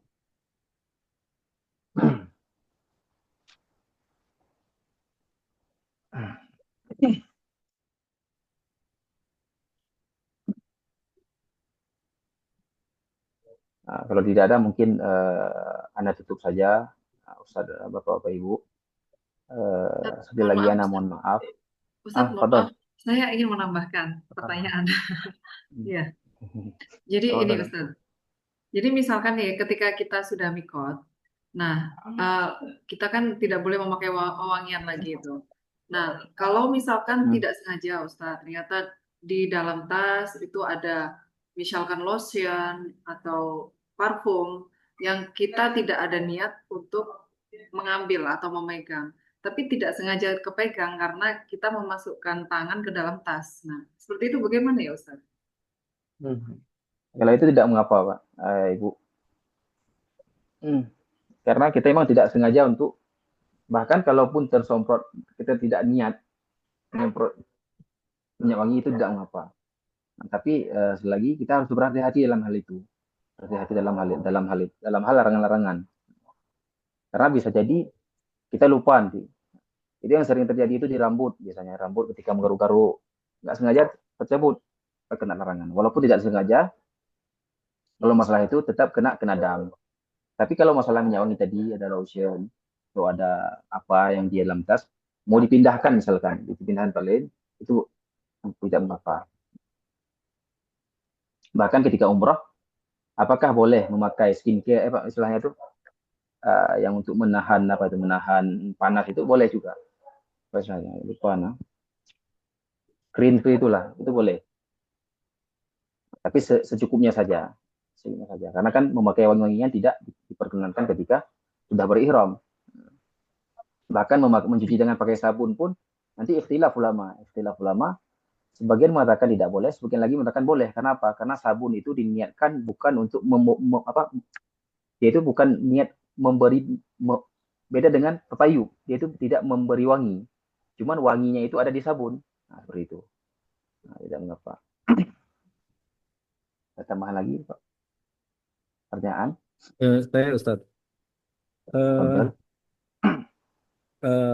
mau tanya, ada 2 pertanyaan lagi. Yang tawaf sunnah tadi kan kita bisa lakukan di luar ibadah umrohnya ya. Ya, Nah, ya. apakah eh, syarat dan rukun tawafnya sendiri sama dengan yang dilakukan saat umroh? Itu yang pertama. Yang kedua, eh, kalau dilihat rangkaian dari hotel, kemudian 7 putaran tawaf, kemudian sa'i bolak-balik dan kembali ke tahallul, kemudian kembali ke hotel tuh berapa kilometer ya? Sehingga kita bisa mengukur Hmm. juga kan, biasanya ada yang Ya, ya, lari ya. lari Baik, bisa 5 baik. kilo kan berarti eh, secara apa jarak kita bisa siapin juga untuk persiapan dulu. Terima kasih Ustaz. Baik. Yang pertama untuk tawaf sunnah itu sama seperti tawaf biasa, tawaf di pas kita melakukan umrah itu tidak ada yang bedanya. Doanya sama, eh, putarannya sama dimulai dari Hajar Aswad, berakhir di Hajar Aswad juga. Kalau batal wudhu diambil wudhunya lagi, nah, seperti itu. Jadi tidak sama seperti di tawaf biasa. Nah, kalau tawaf sunnahnya. Tapi kalau itu masalah yang kedua, masalah jaraknya. Nah, kalau jaraknya itu tergantung, Pak. Tergantung hotel yang di mana travel itu memesannya. Tapi tetap saja yang perlu kita ketahui, Masjidil Haram itu sangat besar, sangat besar. Jadi memang jauh, jauh. Kalau berapa kilometernya kurang tahu. Tapi mungkin untuk umrah pertama itu kurang lebih kita itu berjalan kurang lebih dari pertama ke hotel, tawaf 7 putaran, terus sa'i itu kurang lebih 5 kilometer, kurang lebih seperti itu. Tapi insya Allah Allah kuatkan, Allah kuatkan. Karena memang niat itu yang pertama, dulu ketika anak umrah alhamdulillah anak pernah umrah dengan ibu ketika di Arab. Jadi anak itu membawa seorang nenek, Pak, nenek yang sudah tua. Anak tanya sama beliau, nah, Bu, ibu kalau tidak sanggup, biar biar anak yang dorong, katanya. Anak bilang seperti itu, biar anak dorong. Terus beliau bilang, nggak apa, anak mau merasakan, beliau mau merasakan jalan sendiri. Dan Anda lihat beliau itu memang jalanan agak sedikit memang karena udah tua jadi sudah capek jalannya. Tapi 7 putaran itu beliau nggak pernah berhenti. Nah, walaupun lambat. Nah, seperti itu. Insya Allah Allah kuatkan karena niat kita itu pun kuat. Tapi juga kita harus ikhtiar, Bapak. Jadi sebelum kita berangkat ke kota suci, kita itu harus sering ya olahraga lah, olahraga kecil-kecilan, jogging atau jalan santai. Nah, memang karena sangat sangat luas, Masjidil Haram sangat luas, seperti itu. Nah, ada pertanyaan lain? Fadal. Ustaz, dikit lagi Ustaz. Agak Masih penasaran Fadal. saya. Jadi apa tadi yang Ustaz sebutkan di Madinah itu ada beberapa hal tentang makam Rasulullah, kemudian Raudhah, ada Jabal Uhud ya Ustaz ya. Jadi Iya, yang paling utama yang kita lakukan saat di Madinah apa, kemudian di Mekah itu yang besar-besar poinnya itu seperti apa Ustaz? baik. Kalau yang paling besar itu kalau di Mekah ya pasti umroh karena itu kesempatan yang sangat rugi kalau tidak dilakukan yang pertama umrah. Kemudian sunnah-sunnahnya, jadi tidak ada sunnah itu yang lebih afdal dari sunnah lain. Semua itu sunnah itu sama semua derajatnya. Jadi makanya usahakan semua sunnah itu dilakukan di sana. Misalkan ketika berada di kota Mekah atau Madinah, kita tuh harus ada list semua sunat yang ada di Islam ini saya lakukan. Puasa misalkan, kalau sanggup puasa. Salat tahajud, kalau bisa salat tahajud di Masjidil Haram sekali. Salat duha, kalau bisa salat duha di Masjidil Haram sekali. Semua salat itu yang sunnah itu dilakukan. Rawatib 12 rakaat, 2 sebelum subuh, 4 sebelum duhur, 2 setelah duhur, 2 setelah maghrib, dan 2 setelah isya itu dilaksanakan semua. Nah, itu yang paling penting. Nah, kemudian kalau sanggup juga saran saya, saran dari Wana juga ketika umrah, usahakan khatam Al-Quran. Dari mana? Berarti dari perjalanan pertama itu kita sudah membuka Al-Quran. Dari ini pesawat itu sudah mulai baca dari Al-Fatihahnya. Nah, lanjutkan sampai ke Mekah atau dari Madinah dulu. Sepulang kita dari Madinah, insya Allah khatam. Insya Allah khatam. Di target. Sehari itu saya harus baca berapa halaman seperti itu. Nah, di target. Insya Allah akan khatam. Karena pahala yang sangat besar. Di Madinah, di Mekah dan di Madinah ini, pahalanya dikali lipat. Nah, dan dosa juga dikali lipat. Jadi sama. Pahala kalau kita buat kebaikan itu pahala dikali oleh Allah, digandakan oleh Allah. Kalau kita berbuat dosa, dosanya pun digandakan oleh Allah Subhanahu wa taala. Untuk apa saja sunnahnya, ya semua sunnah itu insya Allah sama di sisi Allah. Itu di Mekah. Kalau di Madinah sendiri, tempat yang paling mulia ya pasti tempat baginda Muhammad SAW ya bersirah terakhir, yaitu di makam beliau. Nah, makam beliau seperti katakan, sampaikan salam pada beliau. Kalau wanita kemungkinan tidak bisa masuk ke dalam, tidak bisa melihat dari dekat seperti laki-laki karena dilarang oleh pemerintah Arab Saudi. Itu bisa diberi syarat dari luar. Nah, ini di foto ini ada kubah hijau. Nah, di buah kubah hijau itulah maka beliau berada. Kita beri salam kepada Rasulullah pertama, kemudian beri salam pada Abu Bakar, dan setelah itu kepada Sayyidina Umar radhiyallahu anhu. Untuk sunnah semua jangan sama. Nah, nanti insya Allah ketika di sana itu memang ada sunnah-sunnah khusus yang dilakukan karena ada hadisnya, seperti ketika ingin ziarah ke Masjid Quba. Nah, kan disunahkan kita berwudu di rumah. Nah, karena pahalanya itu semisal dengan pahala umrah. Nah, itu insya Allah akan disampaikan ketika sampai di sana. Ada beberapa itu memang, tapi saran anak, kita itu harus list beberapa sunnah-sunnah yang ingin dilaksanakan di sana. Seperti ya semuanya, sedekah, apalagi salat sunnah, kalau sanggup puasa, kalau nggak sanggup mau apa. Nah, terus khatam Al-Quran, bersalawat, istighfar, dan sebagainya. Seperti itu. Ada pertanyaan lagi? Baik, begitulah. Jazakallah khair. Oh iya. Izin saya bertanya, Ustadz. Untuk suami istri, Ustadz, apakah diperbolehkan untuk bergandengan tangan ketika melakukan tawaf? Baik. Kembali lagi ke syarat sah tawaf, bahwasanya dia harus suci dari hadas dan najis. Nah, terkait menggandeng tangan, kita kan sudah mentaklid mazhab Maliki, bahwasanya kalau bersentuhan tangan laki-laki dan perempuan, maka tidak batal wudunya. Berarti boleh dilanjutkan tawaf. Tapi dalam hal ini ulama mengatakan kita itu tidak boleh tatabu rukhas namanya, Bapak Ibu. Apa itu tatabu rukhas? Kita itu mengambil pendapat ulama itu untuk mempermainkan pendapat itu. Nah, kurang lebih seperti itu. Nah, ketika kita mengambil kita kan bermadzhab Syafi'i semua. Mazhab Syafi'i bersentuhan bukan mahram, termasuk bersentuhan istri dan perempuan itu batal wudunya. Nah, karena kita di sana itu sangat sulit, tempatnya padat, kita mentaklid mazhab Maliki. Dan penting juga taklid itu dimulai dari wudunya. Insya Allah akan dijelaskan oleh Samtawi di sana apa itu prosesnya. Nah, tetapi apakah boleh menggandeng tangan? Sarannya kalau kata urut jangan dilakukan. Kalaupun ingin bergandeng tangan, itu bisa pegang saja kain ihram beliau. Misalkan suami dengan istri ingin ya pegang saja kain ihram yang di depannya. Misalkan istrinya memegang kain ihram suaminya, itu lebih bagus. Karena kita itu di dalam agama, ulama mengatakan tidak boleh tatabu rukhas namanya kalau di fikih. Mengambil pendapat dan bermainkan pendapat itu. Karena pada asalnya mazhab Syafi'i tidak membolehkan bersentuhan dan itu batal wudu. Kurang lebih seperti itu. Jadi ya. Tapi ketika sa'i apakah boleh? Ketika sa'i boleh. Nah, ketika sa'i boleh. Karena kan ketika sa'i itu tidak diwajibkan kita dalam keadaan bersuci. Tidak diwajibkan dalam keadaan suci dari hadas dan najis.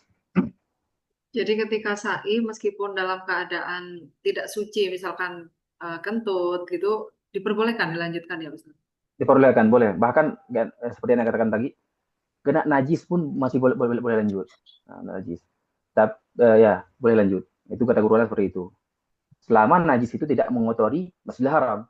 Kalau sudah sangat memudaratkan, berarti harus diganti. Tapi tetap sah. Ini kan masalah mengotori tempat suci saja. Sa'nya tetap sah. Sa'i, tahallul, itu tidak apa. Hanya tawaf saja. Tawaf itu seperti kita salat keadaannya. Sebagaimana kita salat harus suci tempat, sudah pasti Masjidil Haram itu suci tempatnya, bersih. Kemudian harus suci dari hadas dan najis di badan dan di pakaian. Kalau di sa'i tidak mengapa. Itu. Baik, Ustaz. Ada tambahan atau ada pertanyaan? Fadal.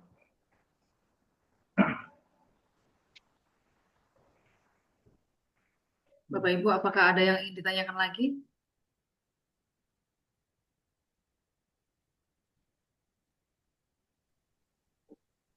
Oke, sudah cukup, Ustazah. Baik. Baik. Ya, sepertinya sudah cukup, Kalau Ustaz. Ya. Baik, kalau sudah selesai semua, yang pertama Anda mohon maaf kalau ada kekurangan dalam menyampaikan materi. Ya ini yang sedikit yang Anda dapat dari guru-guru Anda yang Anda sampaikan, termasuk juga Anda mengambil semua yang Anda sampaikan ini dari kitab namanya dari Dalilu Al-Haji wal Umrah, karangan dari guru-guru di Al-Azhar. Jadi sekali lagi kalau ada salah dalam penyampaian, Anda mohon maaf. Dan kita selalu mendoakan insya Allah Bapak Ibu akan sampai ke kota suci Mekah dalam keadaan sehat, dalam keadaan yang bersih, yang seperti itu insya Allah. Dan yang belum diberi izin, belum diberi rezeki, insya Allah kita mendoakan juga kepada beliau. Mungkin ini saja dari anak. Wabillahi taufiq wal hidayah, waridha wal inayah. Wassalamualaikum warahmatullahi wabarakatuh. Waalaikumsalam warahmatullahi Warahmatullahi wabarakatuh. Izin Ustadz, apakah boleh ditutup dengan doa Ustadz? Baik.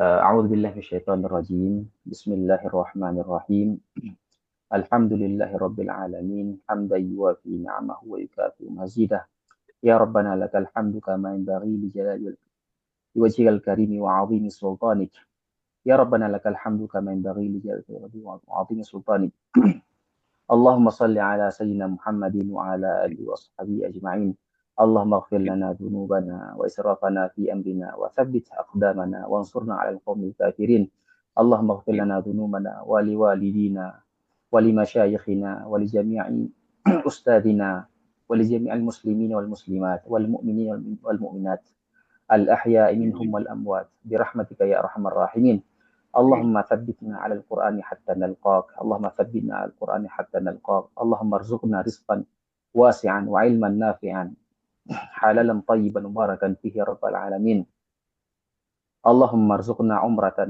مقبولة وعملا صالحا وتجارة لن تبور اللهم ارزقنا عمرة مقبولة وسعيا مشكورا وتجارة لن تبور برحمتك يا أرحم الراحمين رب اغفر وارحم وتجاوز عما تعلم إنك أنت الأعز الأكرم ربنا آتنا في الدنيا حسنة وفي الآخرة حسنة وقنا عذاب النار برحمتك يا أرحم الراحمين سبحانك اللهم وبحمدك أشهد أن لا إله إلا أنت أستغفرك وأتوب إليك آمين آمين يا رب العالمين.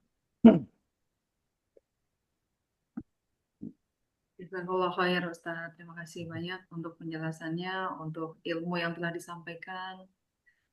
Insya Allah sangat bermanfaat untuk seluruh para calon tamu Allah yang akan keberangkatan 7 Februari dan juga 14 Februari 2026. Baik, Bapak Ibu, sesi manasik hari ini insya Allah sudah selesai. Izin untuk minta waktu untuk mengambil dokumentasi sebentar ya.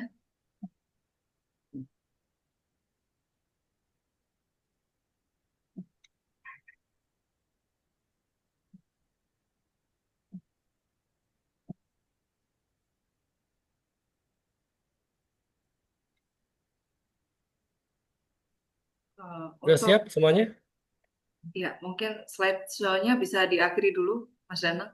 Ya, bentar. Oh iya, baik, udah. Sudah siap semuanya ya? Baik, 1, 2, 3. Baik, satu kali lagi ya, Bapak Ibu ya. Baik, semuanya, bentar. Semuanya, baik. Saya ulangi ya, siap-siap ya. 1, 2, 3. Ya, jangan lupa senyumnya. Terima kasih semuanya. Terima kasih, Masya Allah. Terima Baik, kasih Pak, banyak, saya pamit. Ustaz. Ya. Terima kasih Assalamualaikum banyak, Bapak warahmatullahi Ibu. wabarakatuh. Waalaikumsalam Waalaikumsalam warahmatullahi warahmatullahi wabarakatuh. wabarakatuh. Semoga Allah memberikan Waalaikumsalam. kemudahan dan kelancaran. Warahmatullahi Ya. Izin keluar Ustaz. Ya, silahkan. Terima kasih banyak semuanya. Syukran. Terima kasih banyak. Jazakallah khairan Ustaz.